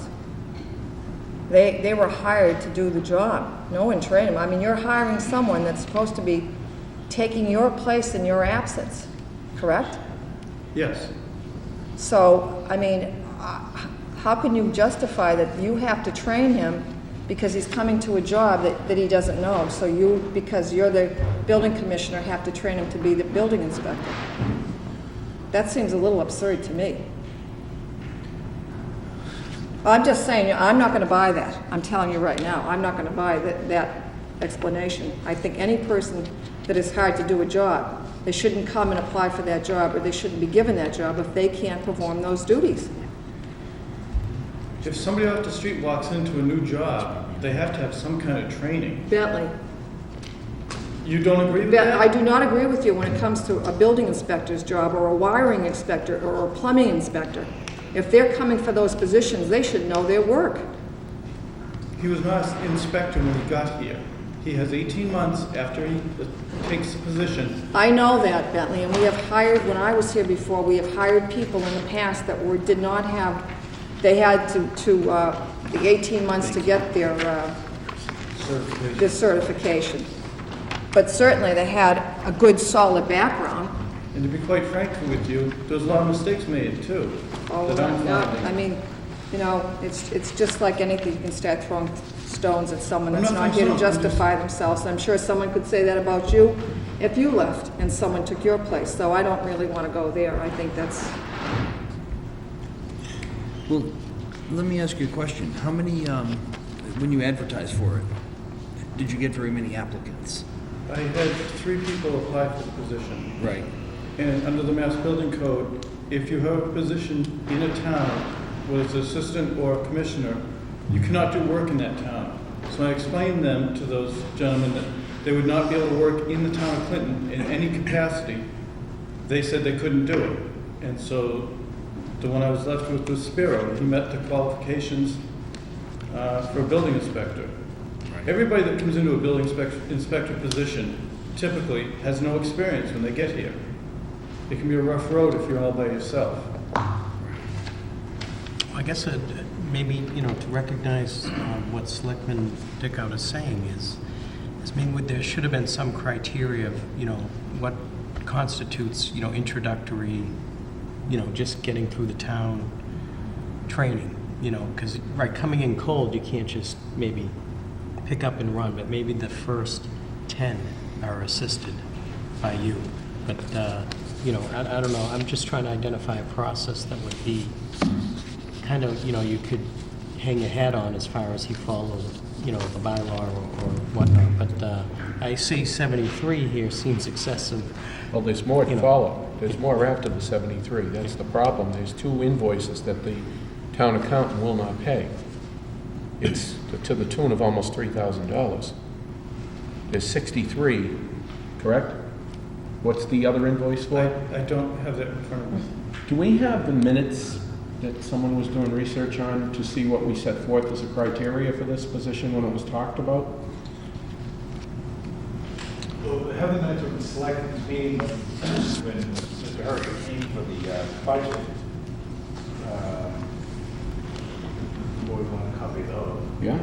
But Well, the general discussion, if I'm correct, was that we were going to find a certified trained person because I believe that's what the former board strived for when we made the hire. We didn't want to get caught into this loop. Am I correct?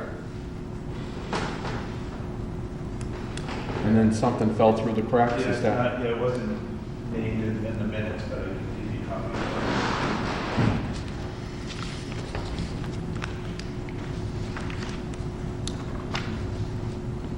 How do we get around the payment process?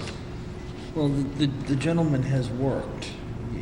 You really can't take someone that's actually worked these hours or, you know. Well, the town accountant says she can't pay them. Well, you can't have it both ways. You can't have somebody work and not pay them, you know. What's he gonna do, bring us to court and sue us and get his pay? Can I just, how long are these if now, this is for $1,825 and Mr. Chairman said that there are more that are. There's another one coming, yes. Okay, so if the whole year's budget in 208 is for $4,500, and these, how long has this gentleman been working with this? For just a few months. He's only been working, For 2 months, and it's already $3,000? I'm not sure the exact. Well, probably 3 let's months. just say roughly. So my budget was actually $6,500 this year. 08 maybe cut to 45. I don't know. I So haven't you seen my- expended half of your budget in 2 months? A portion of it, yes. So I want to give him some training. Well, I mean, I think, you know, I can understand where you're coming from in one way, and that's that you got a certain number of applications, you needed somebody, you picked one, and you had to train them. I mean, that's the tough part, you know, that you had to train them.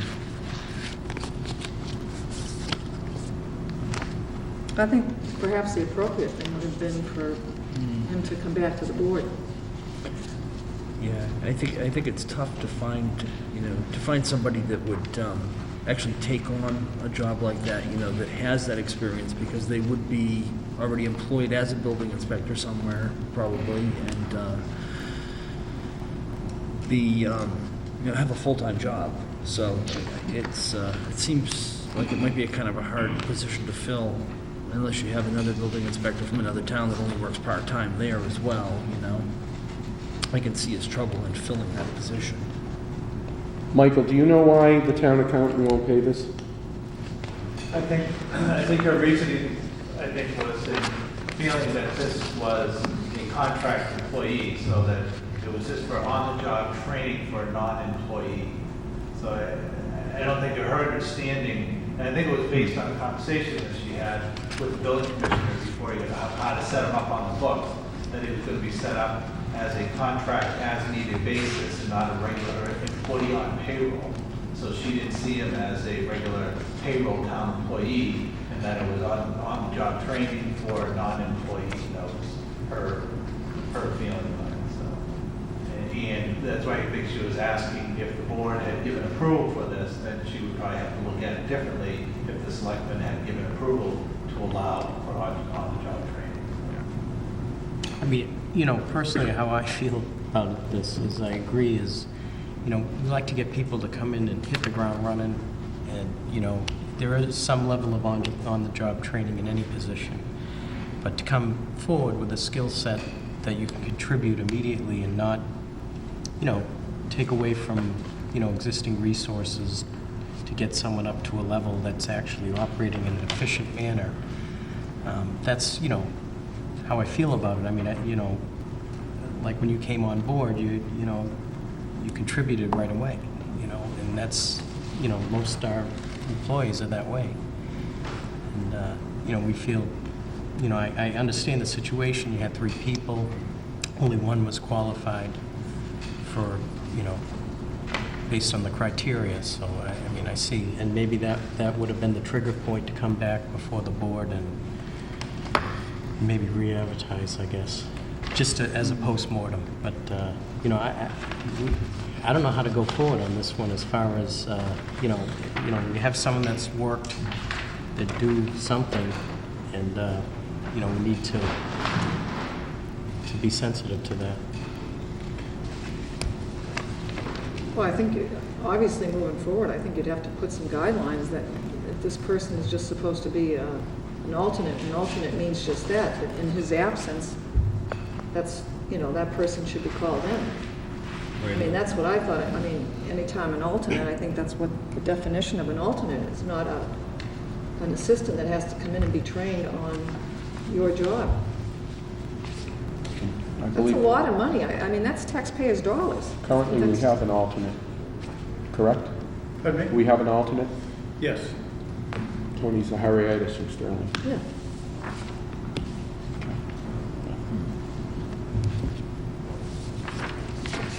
Dennis, how would we proceed with this from a legal standpoint? Because I think that's, not to interrupt, but I think that's where the town council's direction.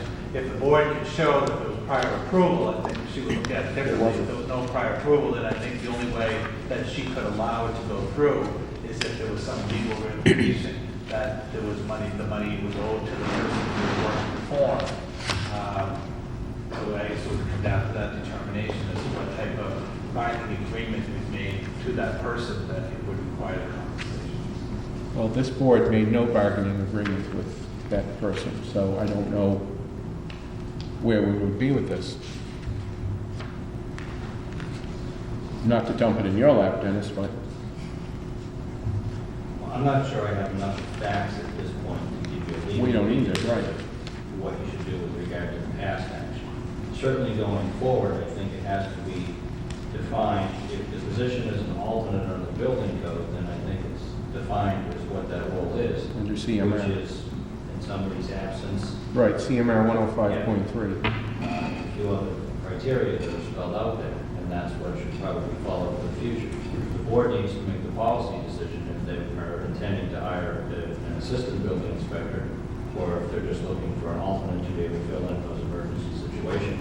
There is a memo from the personnel board dated September 14, 2006, that seems to indicate that they appreciated Bentley's concern and pre-planned assessment of the backup for the building inspector in case of an emergency. So there seems to be some disagreement as to whether or not this person was intended to be an assistant building inspector or an alternate to fill in case of emergencies, but we already have an alternate.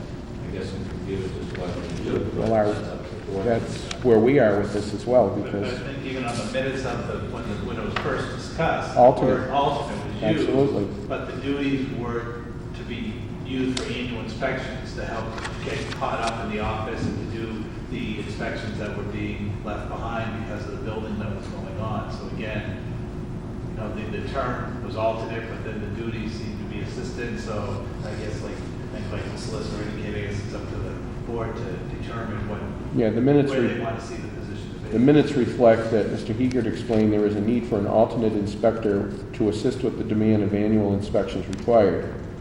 He reviewed as he has been approached by a certified inspector who can help out part-time. He explained the fees collected from the additional inspections will produce revenue, and the revenue can be used to pay the alternate. Nowhere in here is it mentioned as an assistant. You know, I'm aware of the one bill that apparently has been declined by the town council subject to the court's approval.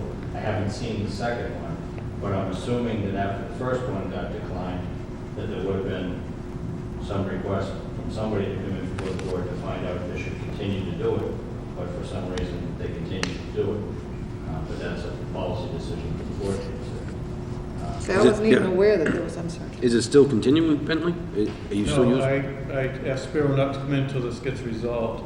I have here 3 letters, this one is from the personnel board to me, and the subject line is building inspector assistant. This is dated September 14th.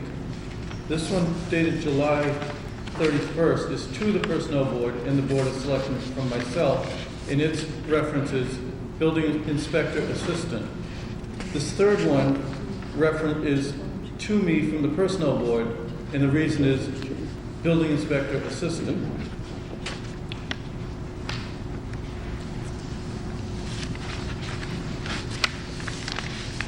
Mr. Chairman, just to follow up with the point that the solicitor just made, was after the town accountant refused payment for you, Bentley, did you continue to take this gentleman, Mr. Kelly, on inspections? At that point, I hadn't, but I already had, his bill wasn't complete. I had broke it in half, like, not in half, but I submitted just a portion of it, and then waited, and then submitted a second one. I don't recall, Why would you have done it that way? because he needed to get paid, and I just figured I'd break it arbitrarily. So he had performed all of those inspections. Yes. So, so it was, say, let's just say 3,000. Why? I'm just curious why you wouldn't just have submitted for the entire amount if he had done all those inspections up to that point. I really don't know.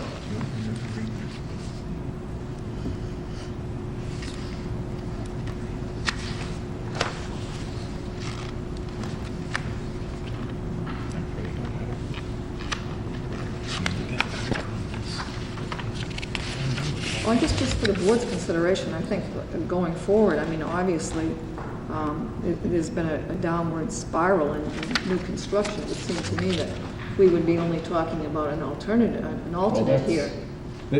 I can honestly say I didn't see this memo dated July 31st.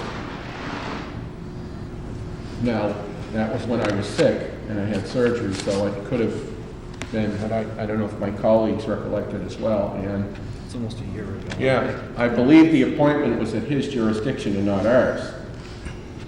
But I believe vaguely that when we had a discussion back in May, it was for an alternate and not an assistant. And I was the impression that we were going to have a qualified person walk right into the job and not have to. I think you've got two issues. One is the past issues and what we're going to do with these outstanding bills. My understanding is the individual that did perform the service had an expectation that he was apparently going to get paid, and that he apparently did that in good faith. So legal action could be made that it wasn't because of his doing that there's a problem there. So that we may want to consider paying him for the past. I agree. I don't think we can fault the gentleman, Mr. Kelly. Honestly, Defining rules for going forward is if it's going to be an assistant, an alternate, if it's just going to be emergencies, or if there's a conflict of interest. That I think needs to be defined as a policy decision by the board. But I think we've got to break it into the past and in the future.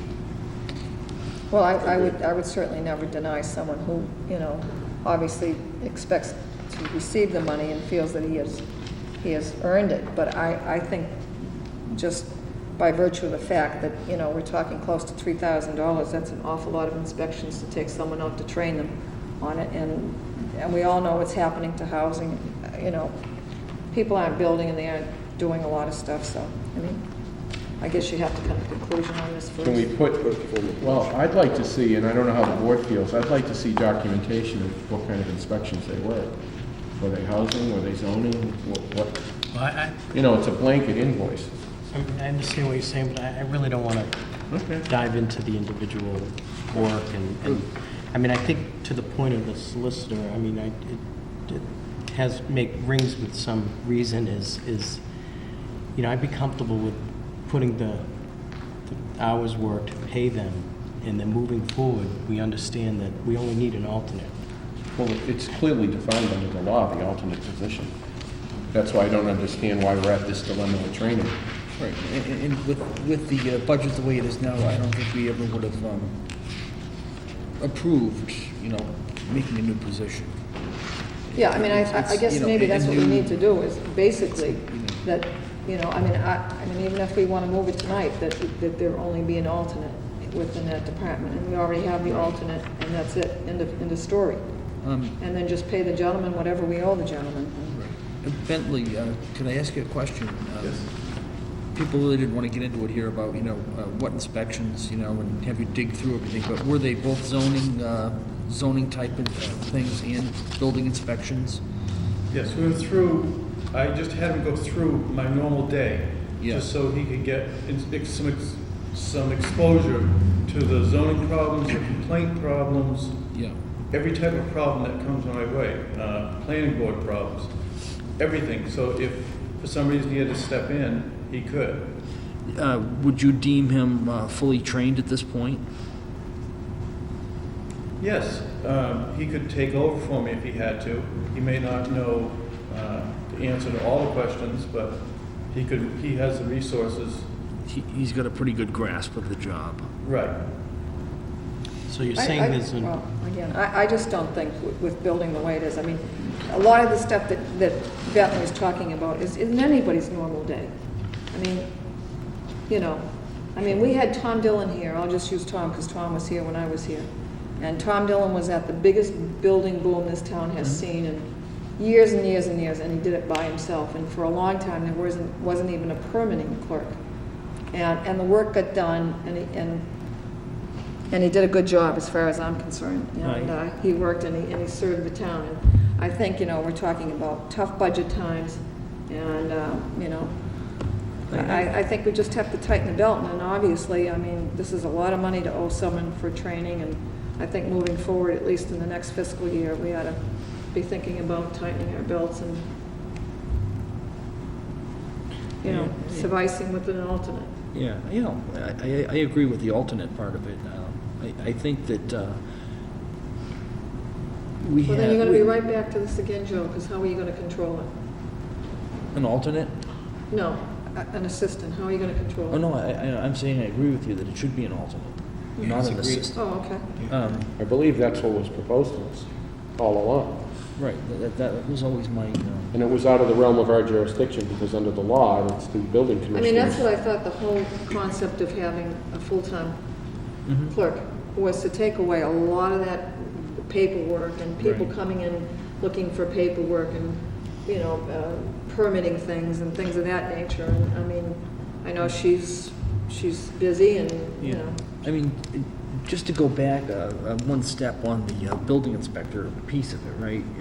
This job, it's really split into two jobs, right? It's a building inspector, but also a zoning agent, It's always been that. I understand that, but I think at this point in time, Bentley has been going out and doing a lot more zoning enforcement than previously was done. I don't think so. I'll tell you. I've seen an awful lot, in my packet over the last year of zoning violations that I never saw the year before that. I can tell you that. Then you need to see it in the years when Mr. Dillon was here, and you got to see the comprehensive work that he did. And I can't speak for the last couple of years, but... I can only use the last 2 years as my benchmark, as I've only been here 2 years, so, But we could belabor this all night long. I don't think any of us do. We want to, obviously it's something we have to talk about, but, you have to resolve the issue at hand. Yeah, and I just want this to come out as well, is that, individually, to date, I think you've been doing a great job. In town, the guy is doing a job where, you're not Mr. Popular if you're doing it right. And that deserves to be recognized, because it's not a job that you're going out and you're making good friends with anyone, because you're enforcing something that people feel inherently that they have a right, it's their own home. And, I think it's a very difficult job, and he stepped up to that challenge, being independent and getting that done. So I just felt necessary to say that. Okay, so what's the pleasure of the board? Pay the invoices as presented? I would make a motion that we pay the invoices as presented, as the gentleman has worked the hours. I don't think there's any way around paying him, so. Is there a second to that? I'll second it. Any discussion? Yeah, under discussion, we will not be using Mr. Kelly anymore at this point, correct? I would say that is probably correct, because he's not certified. And an alternate has to be certified. He can't be treated as a local inspector under the provision of the law. An alternate under the provision of the law is supposed to be somebody that can just step right in and do the role of building inspector pursuant to 105.3, which is the qualifications of inspector of buildings in accordance with Mass General Law 143-3. I think we're dealing with two issues, though. Yeah. Let's deal with the one issue, and if we agree to pay, let's pay, and then let's talk about going forward. There's a motion on the floor to pay as presented to the town accountant. It's been seconded. Any further discussion? Being none, all those in favor? Aye. Yeah, I thought it was. Okay. Oh, yeah, I would It's never unanimous. not deny someone money that Okay. they have coming to them. Okay. Oh, absolutely. Now, is there any further discussion with regards to the individual that has worked as the assistant trainer? Well, just, I think I've said it already. I mean, I think at this point, the town needs to. We have an we alternate have in an place. alternate. Yeah, I mean, there was some level of investment in this individual as far as training, so, and it sounds like he's ready to go, but, I'm gonna side with you on, I think at this time, the way things are, it only makes sense that we need an alternate and not an assistant, so. Good. And we have one in place currently. Yeah. Okay. So is there a motion I'll make it a formal motion. to terminate? To terminate and only keep the assistant. Keep the alternate. Alternate, rather, Okay. excuse Is me. there a second to that? I'll second that. Second. Any discussion? Being none, all those in favor? Aye. Aye. Okay. Issue solved. Thank you very much, Megan.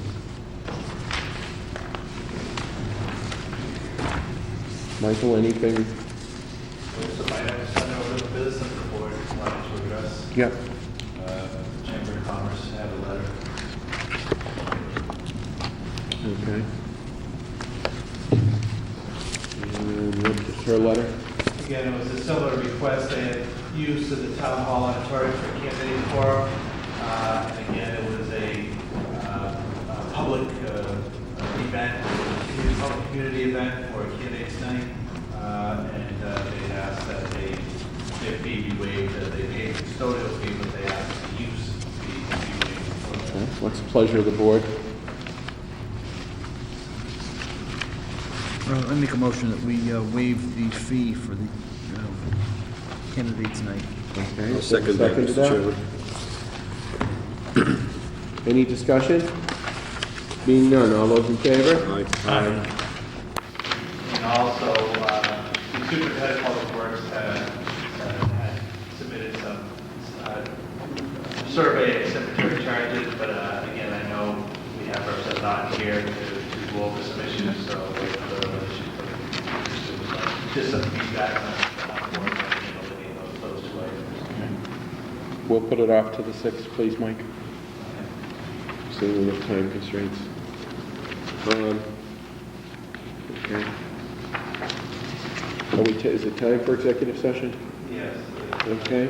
I'll entertain. Oh, public comment?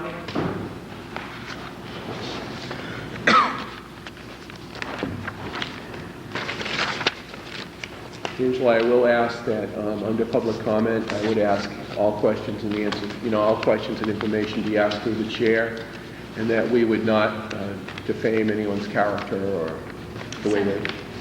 Thank you. I was just here tonight to ask the Board of Selectmen if I could please have the alternate building inspector address any issues in the future at my home. Okay. I gave you a letter. I did give a copy. Everybody has a copy of the letter. I don't know if they've got able to read it, but the letter is here, present with our packet tonight. I don't want to get into a long detail with it. I gave you the letter. I just feel that there's personality conflicts, there's prejudice and other reasons that it's just not appropriate for Mr. Hurd to come near our property at this time. Okay. And I just ask that you give some consideration. We are homeowners. We're trying to do our best, and it's caused a lot of undue stress on my family. I apologize for that. Thank you. Is there any action the board wants to take with regard to I'll that? make a motion, we ask Bentley to instruct the alternate to proceed with your request. Okay, is there a second to that? Sure, I'll second that. Okay, any discussion? Being none, all those in favor? Aye. Aye. Thank So you very done. much. You're welcome. Thank you for your time. Thank you. You're welcome. I'd entertain a motion to go into executive session. We will not reconvene for public session. We have 2 other executive sessions after that. So, Mr. 3, Chairman, sorry, total of 4, sorry. Mr. Chairman, I motion to enter into executive session under Article 3. Okay, is there a second? Second. Any discussion? Being none, it requires a roll call vote. Mr. Ferrantino? Aye. Mr. Haley? Aye. Ms. Dickow? Aye. Mr. Notaro? Aye. The chair votes aye. Thank you very much.